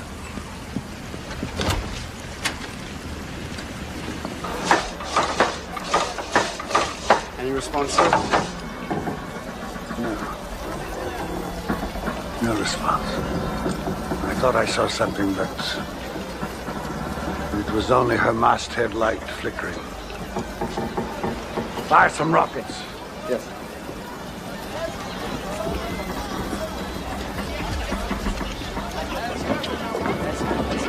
Load away! Load away! If you get the hell out of the way, they'll be able to do something. You're not going fast enough. Pick up! If they go any faster, they'll drown the whole lot of them. You know who I am. I don't care. If you're the bloody Prince of Wales, you move back or I'll knock your teeth down your throat. Don't you point your finger at me, young man. Couldn't have asked for more. They sent me down here to lock up all the staterooms to prevent looting. We got enough. Haven't even started yet. I saved the purser's office till last. People won't have time to get stuff out of the safe. What about the people downstairs? I told them I'd be back. Plenty of time to be a hero, sunshine. Plenty of time. Yeah, but all hell has broke loose. They're firing rockets. Ah, lovely. The key fit perfect. Fortune smiles. An act of God. That's what I say. What do you say? I say we stop worrying about how to get off this damn boat.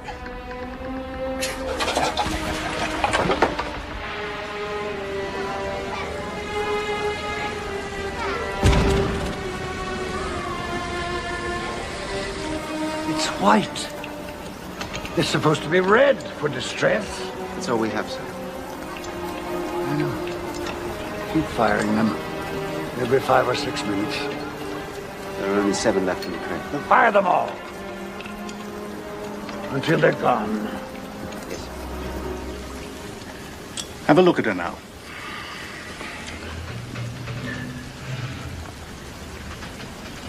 Another rocket. How many is that now? 3? Ship's not going to fire rockets at sea for nothing. And maybe they're in some sort of distress.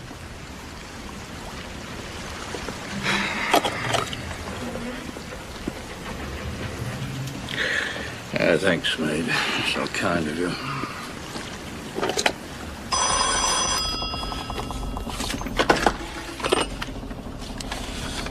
What do you want? It's Grove, sir. That ship's firing rockets. 3 so far. Are they private signals? He's asking if they're private signals. Fisherman's flares. No, just tell him the rockets are white. Captain, all we know is the rockets are white. But try the lamp again. If you get a reply, let me know. Yes.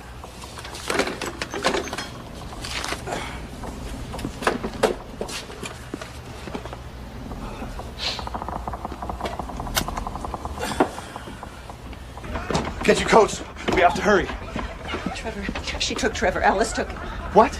She's crazy. You knew it and you let her stay. Beth, stop. Stop right now. Where did they go? Where did she take him? How should I know? She ran out in the hall and all those people, and I couldn't leave Lorraine, and I didn't know where you were. You just left us here. You let her take the baby? She grabbed him. I couldn't stop her. You weren't here. It's not my fault. We don't have time for this. Get your coats and go up to the boat deck.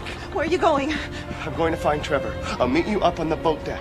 Beth, you have to be strong now. We both must be strong. Oh, baby. I'll find him. I swear to God, I'll find him. All right, Lorraine, come on, come on. Everything will be all right, Mommy. Don't worry. Oh. Oh. Chief, gonna lose another generator. Well, Captain Long. Great, sir. Stop the fans! Anything non-essential! At all costs, lads! We've got to keep the lights and the balcony going! Get it on, lads! Keep the water under that boiler! It's all wide open! Out of the question. Lock the guns back in the safe. I can't have you shooting my passengers. You'd rather they drown? That's quite enough, sir. We've too few men to control a mob. Shouldn't come to that. Just keep in mind that a number of our passengers are very influential people. Just remember that. I can't be responsible.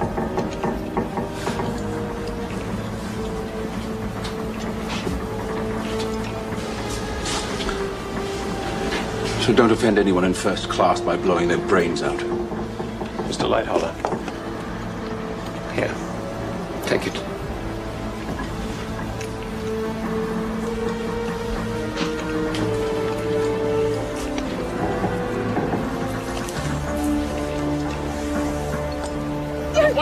That's it. Sit down, please.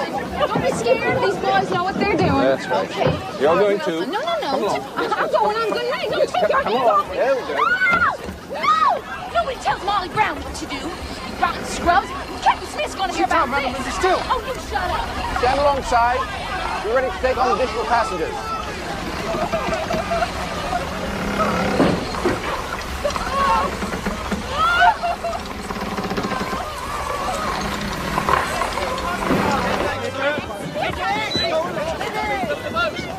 My wife is in a delicate condition. May I accompany her, please? No, sir, Mr. Astor. No man is allowed on this boat or any of the boats until the ladies are off. The number of the boat, so I can look for her later. 4, sir. Don't make me leave you. Nonsense. I'll be on a later boat. Don't worry.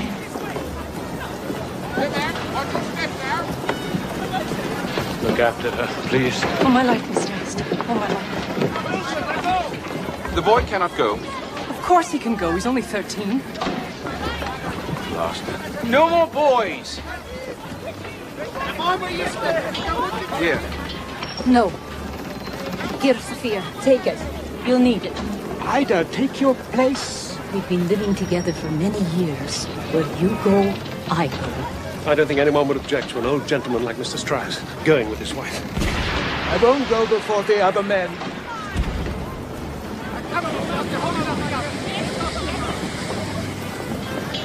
I will not be separated from my husband. What am I to do with you?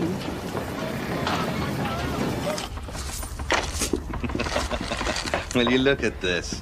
A diamond tiara. And it's a beauty too, Mr. Dickey, just like I promised. Down there in steerage, what if they can't get out in time? They could drown. Can't save the world, lad. Not likely. How do I look? We'll cozy our way onto one of the boats. We're taking spots meant for women and children. Some poor cows and their mangy kids down in steerage that'll never know the difference. I don't think I could live with myself, taking a woman's spot in the boats. Have you gone daft? Look, I don't think I could live with myself if I didn't try to help. There, take it. It's yours. I'm not going. Have your senses left you? The people down there in steerage, I can't just leave them there. They don't know where to go.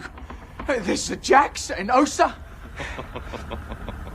You're worrying about your little peach, aren't you? More like a sack of potatoes, if you ask me. Don't worry. They'll get them up here in plenty of time. You can have your turn on her. Mind you, there's been a long line of them before you. You dirty beggar. It was you! You're the one! What did you do to her? What did you do? She was begging for it. No! Crush your skull wide open if I don't mind. But I've got more important things to do. You're a dead duck anyway, laddie. Give it up, boy. You're going down with the shit. Well, in that case, I ain't gonna be needing no tiara. Save yourself, boy. Save yourself! Hey, out of my way! The women and kids still here. Hey, they come and took a group of 25. They said they were coming back for more, but we all want to go now. Hey, get your flock. Follow me. Excuse me. Excuse me. Hey, we have to hurry. Get you out of here. It's too late. No, they're still loading women and kids. You went with them. Yes, but I came back. Look, I told you I can change. I'm here now. I don't want to live anymore. What happened to your faith? Your courage? There is no God. I look for him. And there is no God. I never felt like this about nobody in my whole life. There has to be a God. He brought you to me. Come on. Excuse us.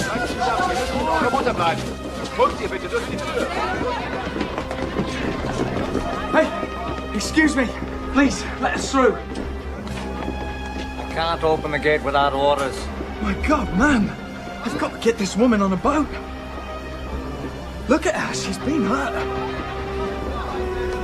All right, women and children. Go with the sailors. Go! Now we've got a chance. I'll find you. No, we need you with us.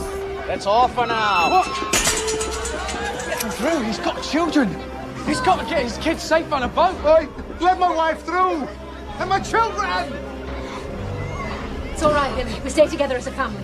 I'll be back to get you through. Don't worry. Come on.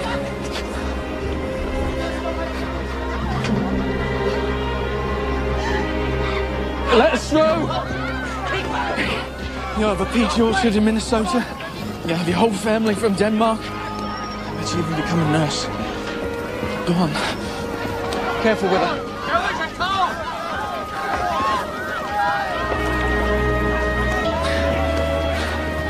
If I get out of this alive, I'll find you. I swear I will. We need help. Can you work a davit? Yes, sir, I can try. Cool. What are you doing, sir? Let him through. Hold on.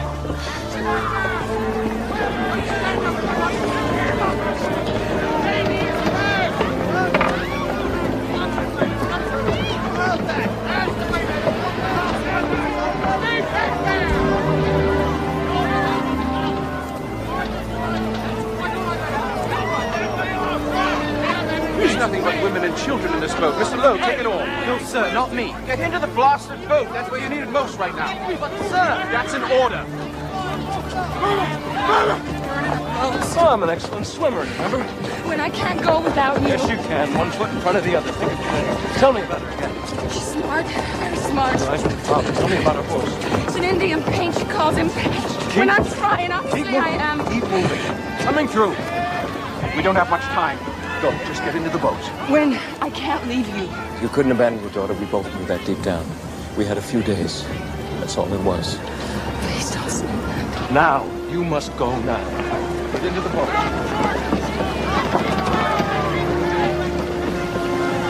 Claire's waiting for you.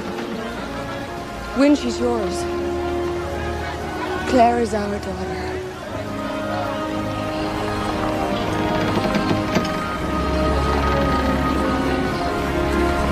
Please forgive me.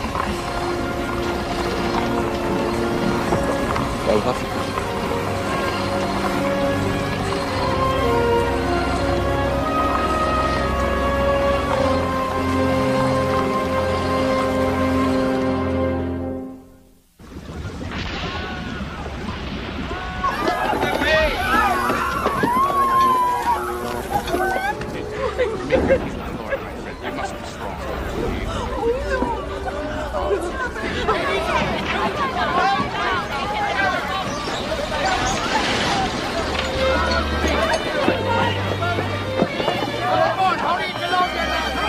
I've lost my baby.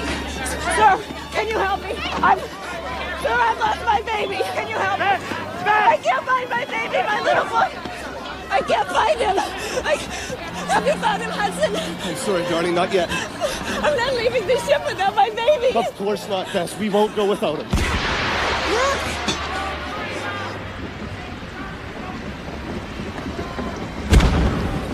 Look at the lights. Pretty lights. It's the last of the rockets.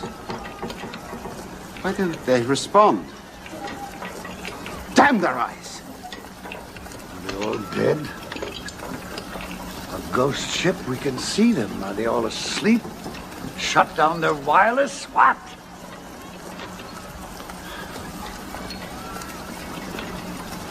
Never mind anymore. Go help with the boats.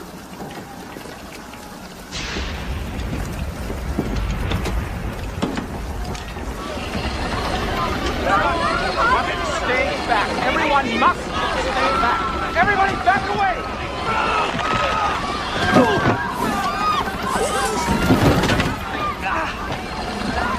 No! You'll bloody sink! I've got to get back! The jack!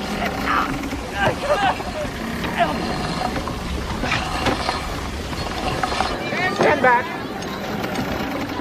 Stand back. Stand back. Women and children. Women and ladies. Any more ladies?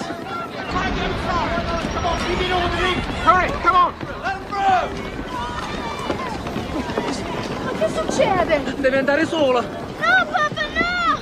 Devi venire con me, non ti voglio lasciare, ti voglio lasciare. Vai, figlio, vai, bravo. Vai, ciao, bella, ciao.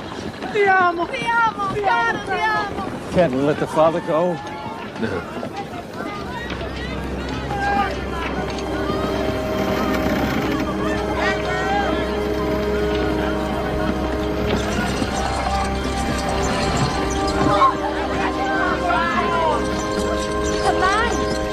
Sit in there just like that. It's shameful.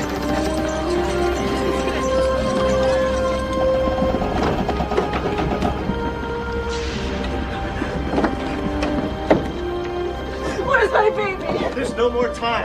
We have to leave. There's water coming up the stairway. I can't leave without him. Bess, listen to me. We have to get Lorraine on a lifeboat. Do you understand? We will stay and look for Trevor, but we must get Lorraine on a lifeboat. Oh, yes. Of course. We must get Lorraine on a lifeboat. Move away! Move away!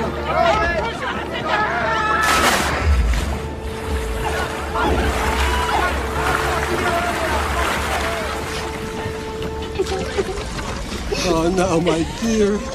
Well, we must demand our money back. Absolutely.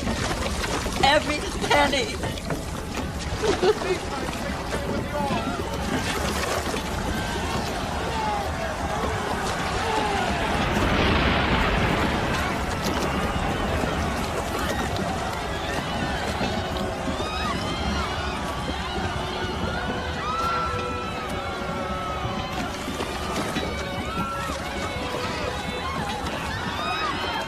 Well done, sir!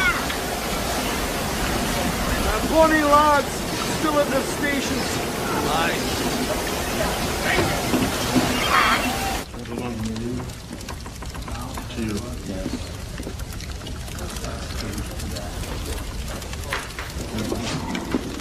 Gentlemen, all drinks are on the house.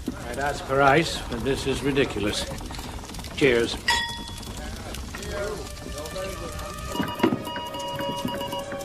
Gentlemen, you have done your duty. You can do no more. Now it is every man for himself. That's the way it is, times such as these. I release you. Abandon your cabin. Save yourselves. Right way, sir. He's right, Phillips. The power's almost gone. Phillips, you're talking to yourself, mate. Guess we'll get to see a big part of the world tonight, eh? They say it's 3/4 water. Aye!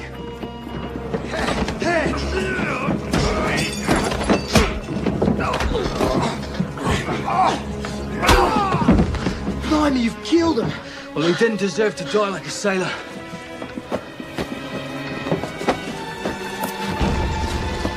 Come on.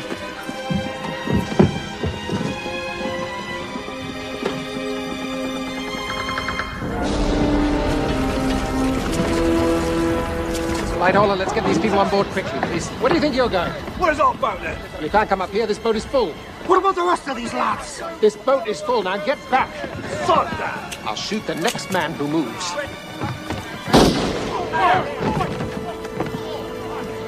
Damn you. Well, gentlemen, I suppose it's every man for himself. Mother!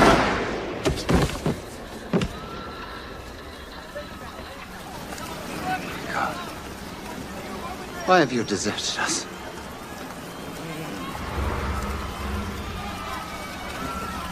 Open the bloody gate! I told you, first class only.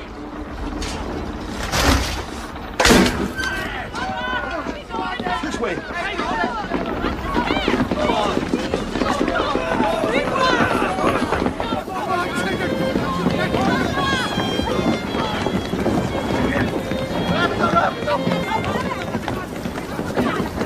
That's all, gentlemen. You've done yourselves proud.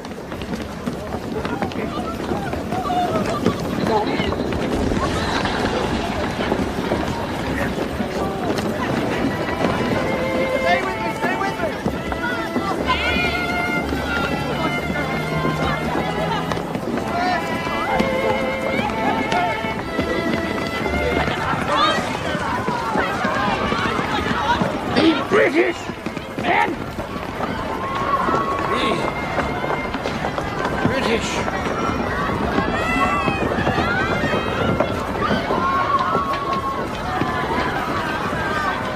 Captain, you have to help us. We must have the ship completely searched. We've lost our baby.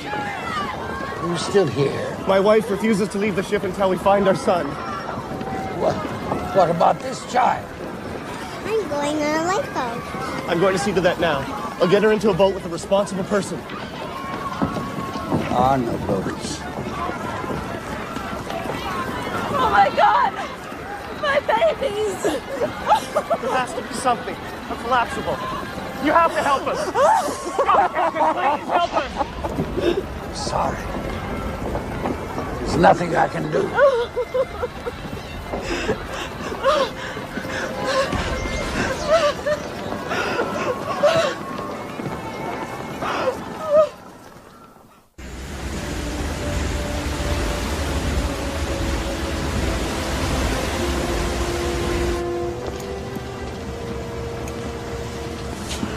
Doctor, have some of the mates bring a dozen heavy deck chairs below. Equip them with heavy bindings. We may have a few hysterics with which to contend. And see to getting some ice and canvas bags. Put them in the cargo bay for the dead. Iceberg ahead. Port around 10 degrees. Maintain your speed. Porting 10 degrees. Eyes ahead, lads. But do neither the Titanic nor ourselves any good if we succumb to her same fate. Perhaps it would be prudent to stop.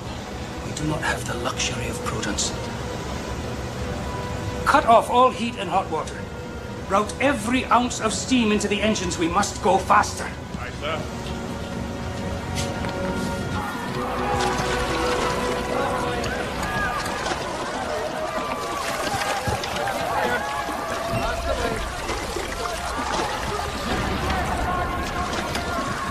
They told us to wait near the ship for survivors. When the ship goes down, she'll take everything with her. Those people. The Jags. We still have room on this boat. Trust me, man, we'll go back, all right?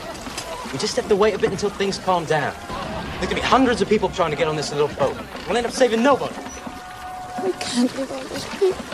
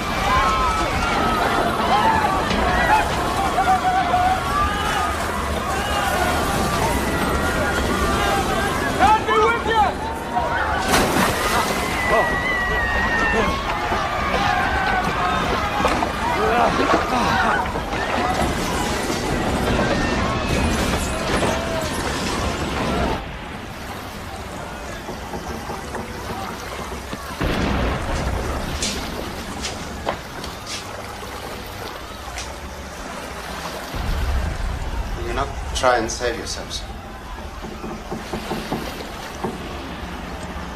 There is a line often quoted in the newspapers.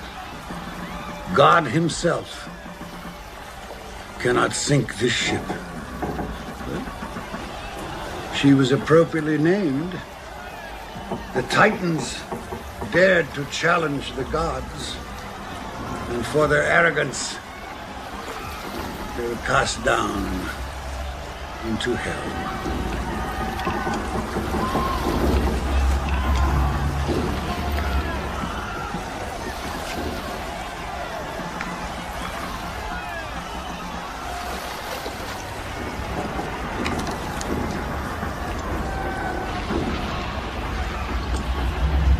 Forgive me.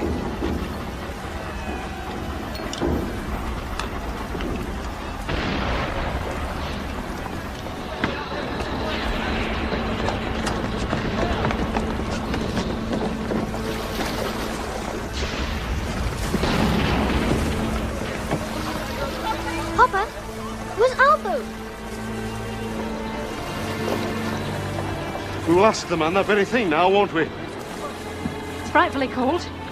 Now we must keep buttoned up and stay close together. What have I done? It is a cruel joke.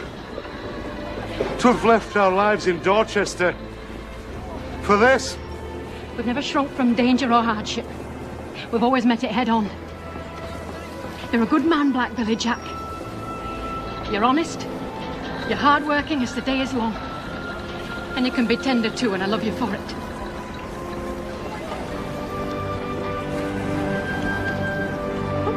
Look! Have you ever seen so many stars? Must be a million. Billion, trillion.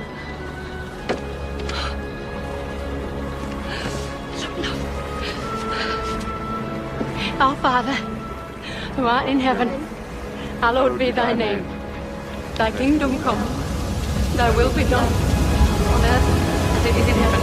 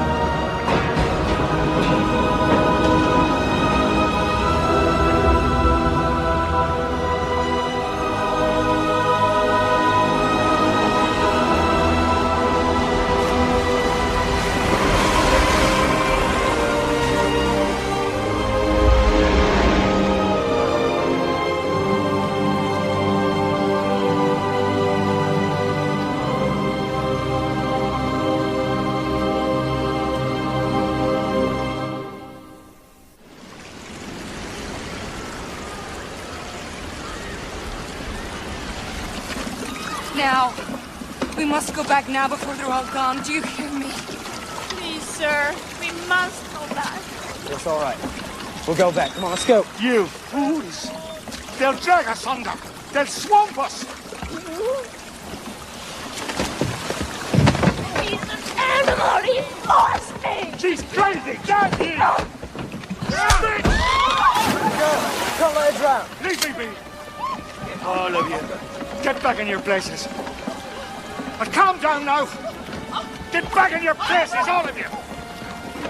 You're lower than an animal. Animals wouldn't do this to their own kind. Do you hear me, miss? Can you hear us? Sit down. You see me? Reach for the oar, man. I said, sit down!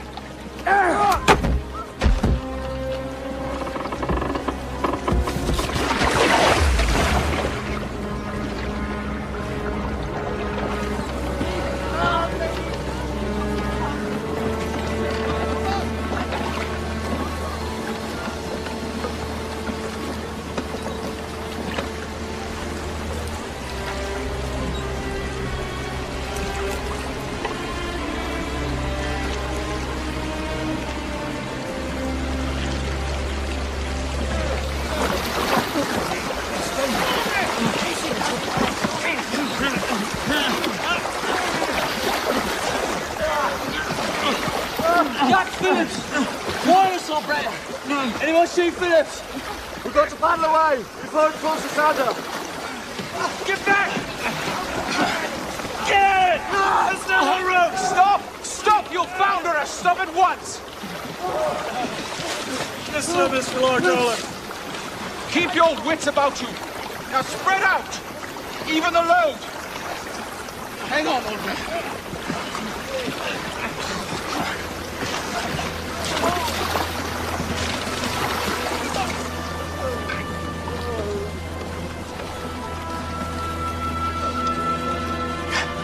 Who is it? Somebody in the water. They're all around us. Take one and we got them all. Too many here as it is. We'll go under. Oh, sir. Help me here. Help me get her in the boat. Oh, it's through. Take hold on, sir. Take hold of my hand. I'll bring you in. Never fear. I got you.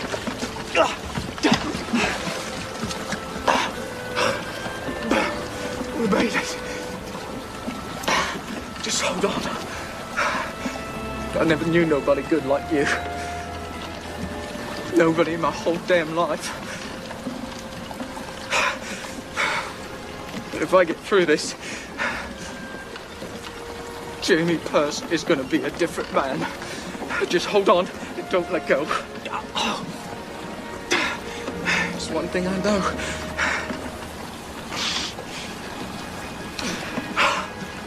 I love you. You're blooming out of your head, mate. You're blooming out of your head.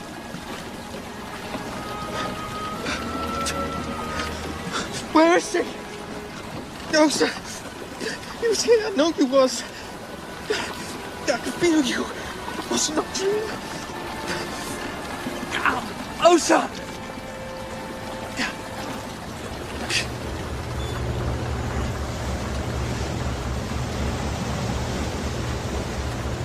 So, how do you think it happened to them? I would not venture a guess. E.J. Smith is the finest master in these waters. Maybe nobody can master the sea. Ice ahead. Take us round at my direction. Ice sir, in your direction. How long can they last in that cold water?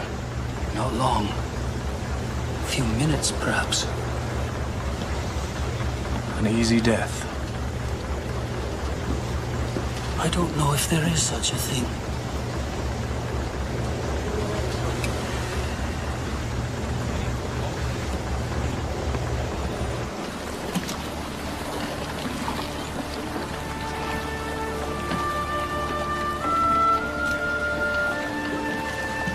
Over there, I think I hear someone. Where?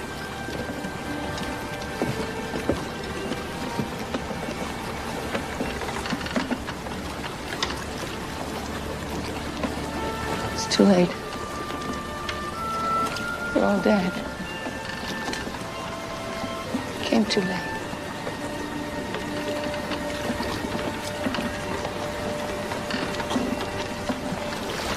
Everyone carefully lean your way to counter the swell. Keep it balanced and stay alert.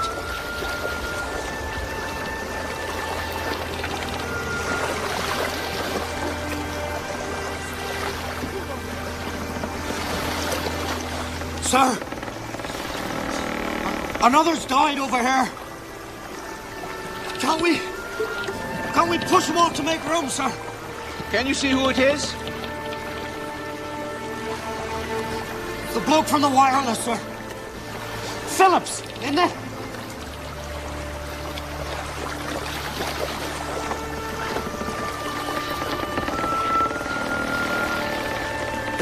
You only want to see the world, sir? Cover him with something. And see if you can't keep him with us.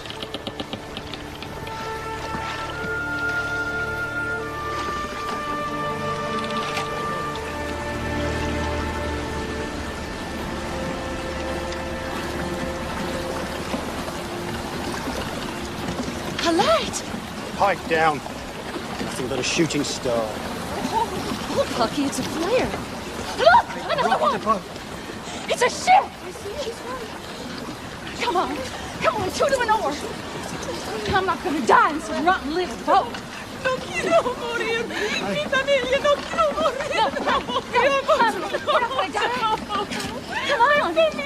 Calm down. Listen. There's help coming. There's a ship not far from here.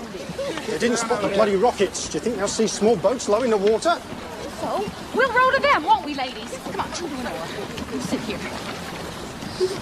Hey, you're a strong cuss. You can surely help. Come on. Too cold.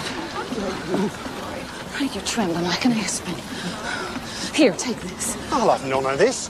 Sit back down again. I'm in charge here. Blasted female. Any closer and I'll toss you overboard. Now, come on. On the beat. 1, 2. 1,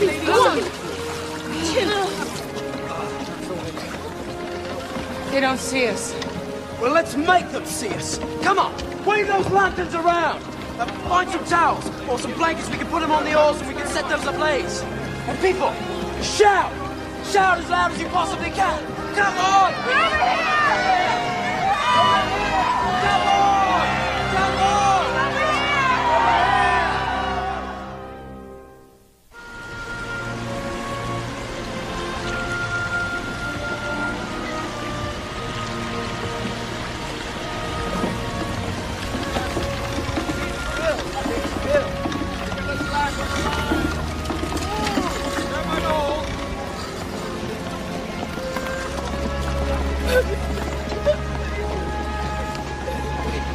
This is your baby, Mum. Of course. What do you think? What is your name? Jane. Jane Andrews, is it? And me baby. I'm Ismay. I'm Ismay.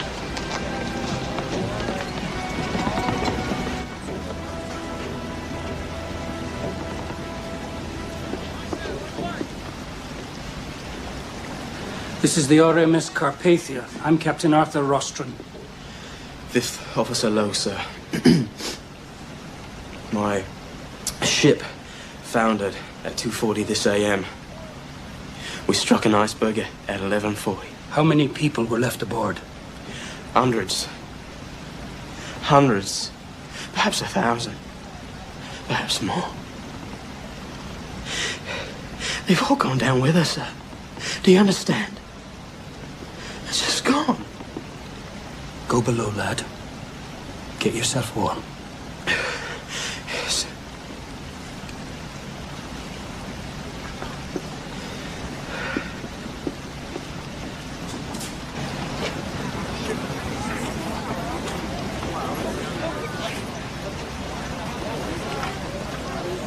I'm Ismay. Yes, sir. The crew will take you below, get you some soup, something hot to drink. I do not want anything. Please. I'd be much happier if you just left me. Get me to a room where I can be quiet. I wish you would. Mr. Stevenson, take Mr. Ismay to my quarters.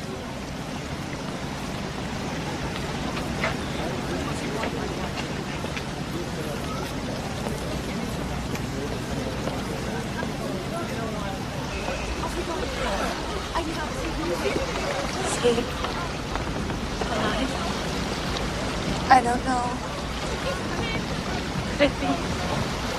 My husband.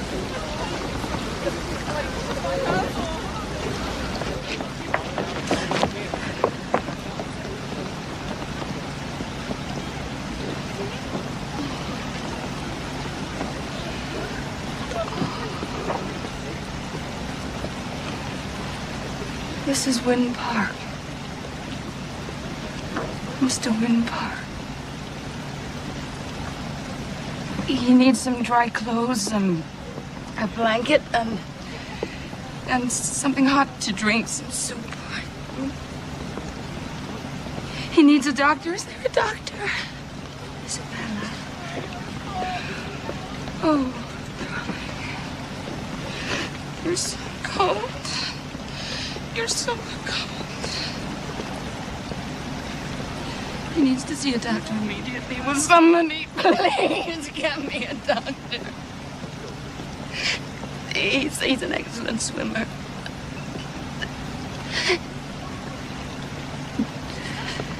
He said he'd get to me no matter what happened, and he did. Madam, I'm afraid. Please, don't say it.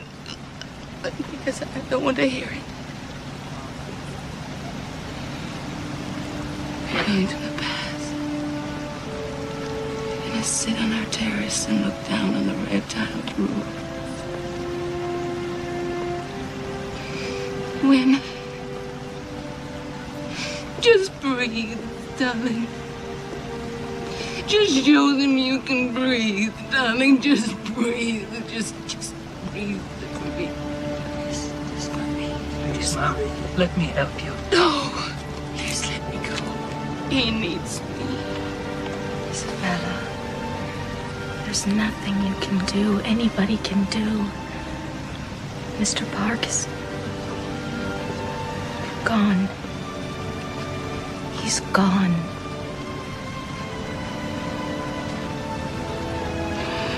And everything is gone.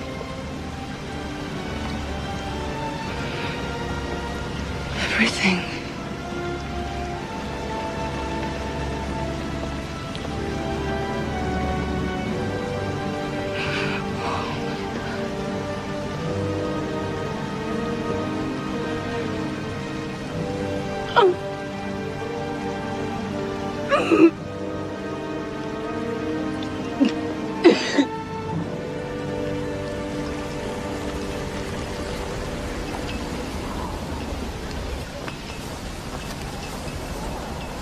We won't find anyone still alive out there. Plot a course for New York. The women on deck have the crew take them below. As soon as we depart, they're going to realize they're widows. Yes, sir.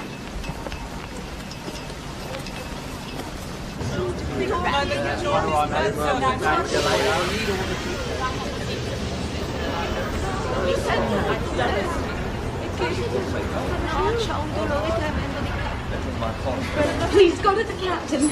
Tell him the ship can't leave yet. Madam. You don't understand. My husband is still out there. He may be on a raft trying to get to us. Mrs. Astor, we've searched the waters. There are no more survivors. I'm sorry. Isabella. $300,000. Securities. My entire Paris wardrobe. 12 pairs of shoes. Good shoes. 2, 3. Your dog? Don't give me that look. He sat on my lap. And Mr. Foley, whose lap did he sit on? How many people were in your boat? How many people? 20, 30, I don't know. We had no room. There was room for 65. I lost everything, too. Look at me. I am a sight. Not even any face powder.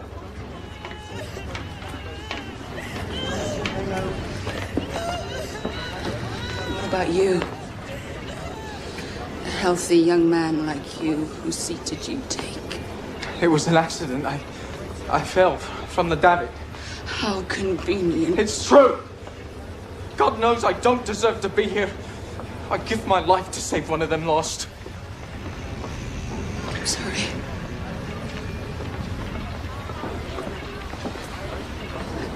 I don't deserve to be here either. Excuse me, have you seen this girl? Excuse me, I'm looking for this... I'm looking for this girl. Åsa Ludvigsen, Danish. The Jack family. Have you seen any of them? I'm looking for this girl. Long blonde hair. Oh, I'm sorry, I can't help you.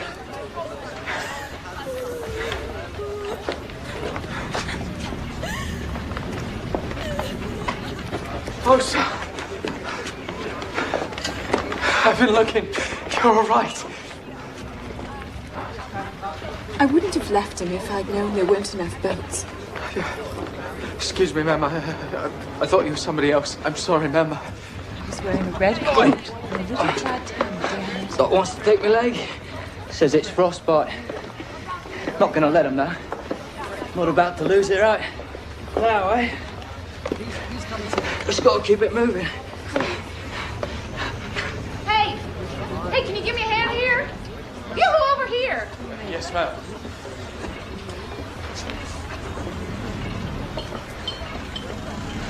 Gotta get some soup and mezcal, or she's never gonna make it. Here, come on.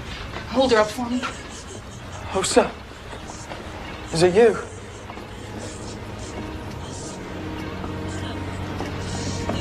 It happened, didn't it? You came to me in the lifeboat. I was trying to keep you from falling back in the water, but I closed my eyes for a second, and when I opened them, he was gone. Honey, you was dreaming. She was pushed out of the boat. Mrs. Paradine and Officer Lowe pulled her out of the drink.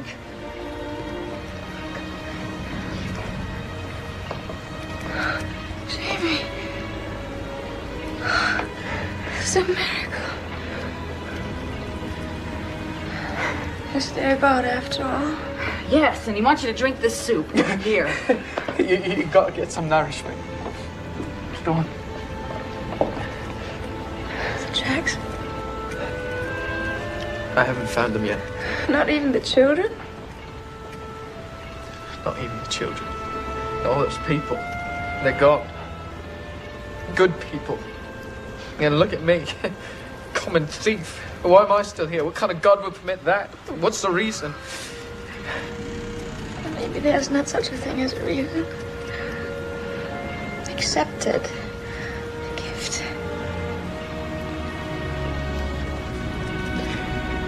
Chance to start over. We know that there's hell. So could there be heaven?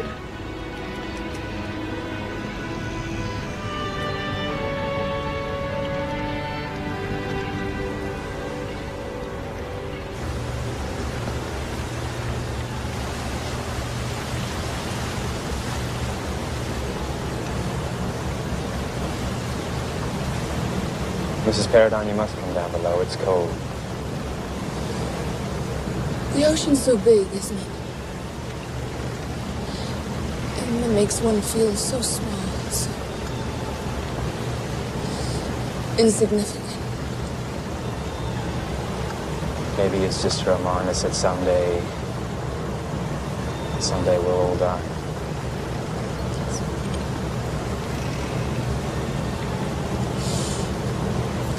Ship of widows.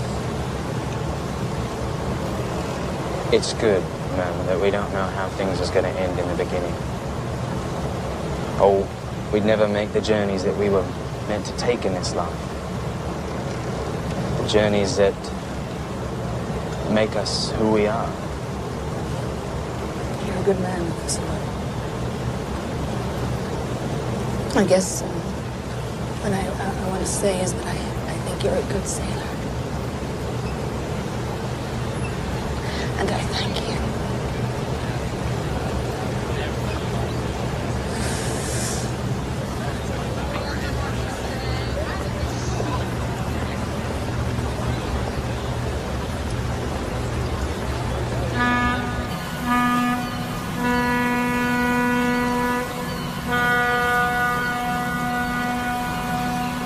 Look this way, please. Mrs. Brown, over here. Mrs. Brown, you came through. Oh, well, the Titanic wasn't unsinkable, but I am. How do you feel about the White Star Line?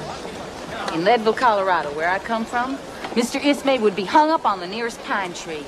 Did you lose much? Everything I own is at the bottom of the sea. But don't mention it.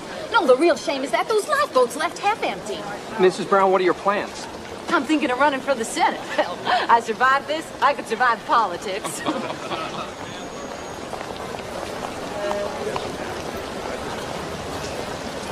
It's clear that John's sons won't be coming for me. Of course they will. So many people out there. What about you, Isabella? Eddie will come, won't he? In spite of the wireless? No.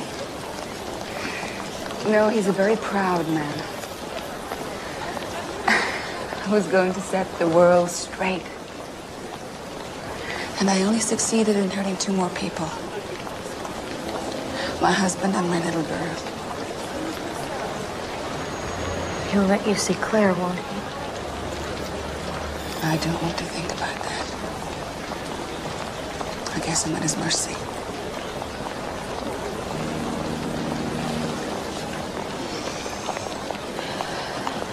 I recognized her from a picture I'd seen in a London newspaper. Alice, now we know who you are. Give the baby to Mr. Allison's brother here. He'll take good care of him. I saved him. Yes, you did. But he's not your child. Come on now.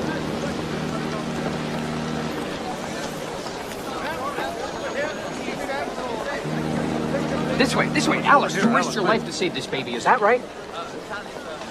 I risked my life. Alice, we understand what you've been through, but can you give us a little smile for the camera, Alice? Pretty girl like you. You're a real hero, Alice. Am I? Your courageous story is going to be in papers all over the country. Is that so? Have you anything to say to the people of America? His mother, she'd give him to me. She knows what a strong girl I am. And the ship was going down, and there was pools of water rushing down the hallway. And she knows she can trust me to get him safe. I saved him.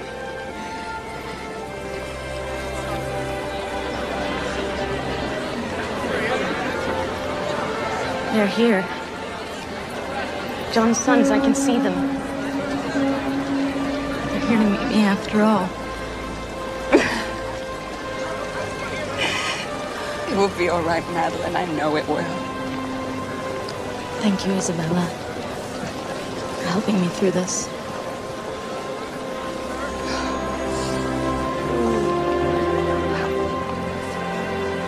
Goodbye, Madeline.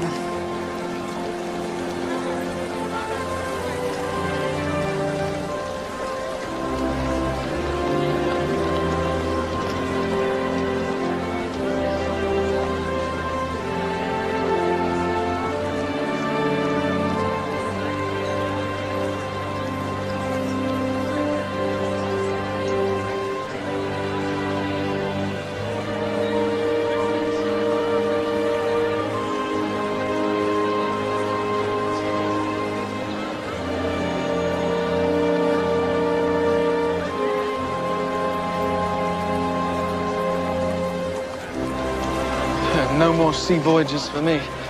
Figure I beat the odds this time. I'm not going to be testing fate again. Are you still going to California? Actually, I was thinking about Minnesota. Maybe I should join the church. I don't think you'd really like that. I just want to be with you. Start a life with you. A better life. Maybe it's waiting for us in California. No, sir. I don't want you giving up your dream. Well, you have a dream too. About pictures in a box.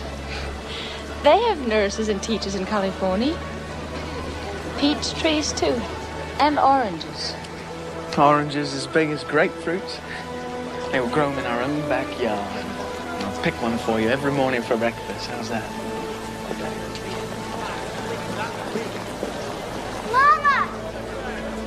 Mama, over here! Mama! Excuse me, my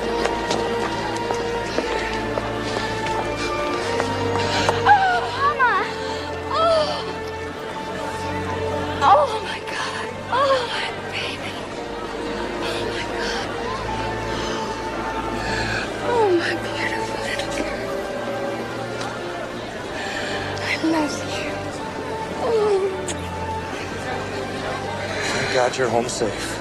Thank God. Eddie. Eddie, the wireless. I'm sorry. What wireless? I sent you a wireless. I have to explain. I never got any wireless. Anyway, it doesn't matter. Nothing else matters except you're home.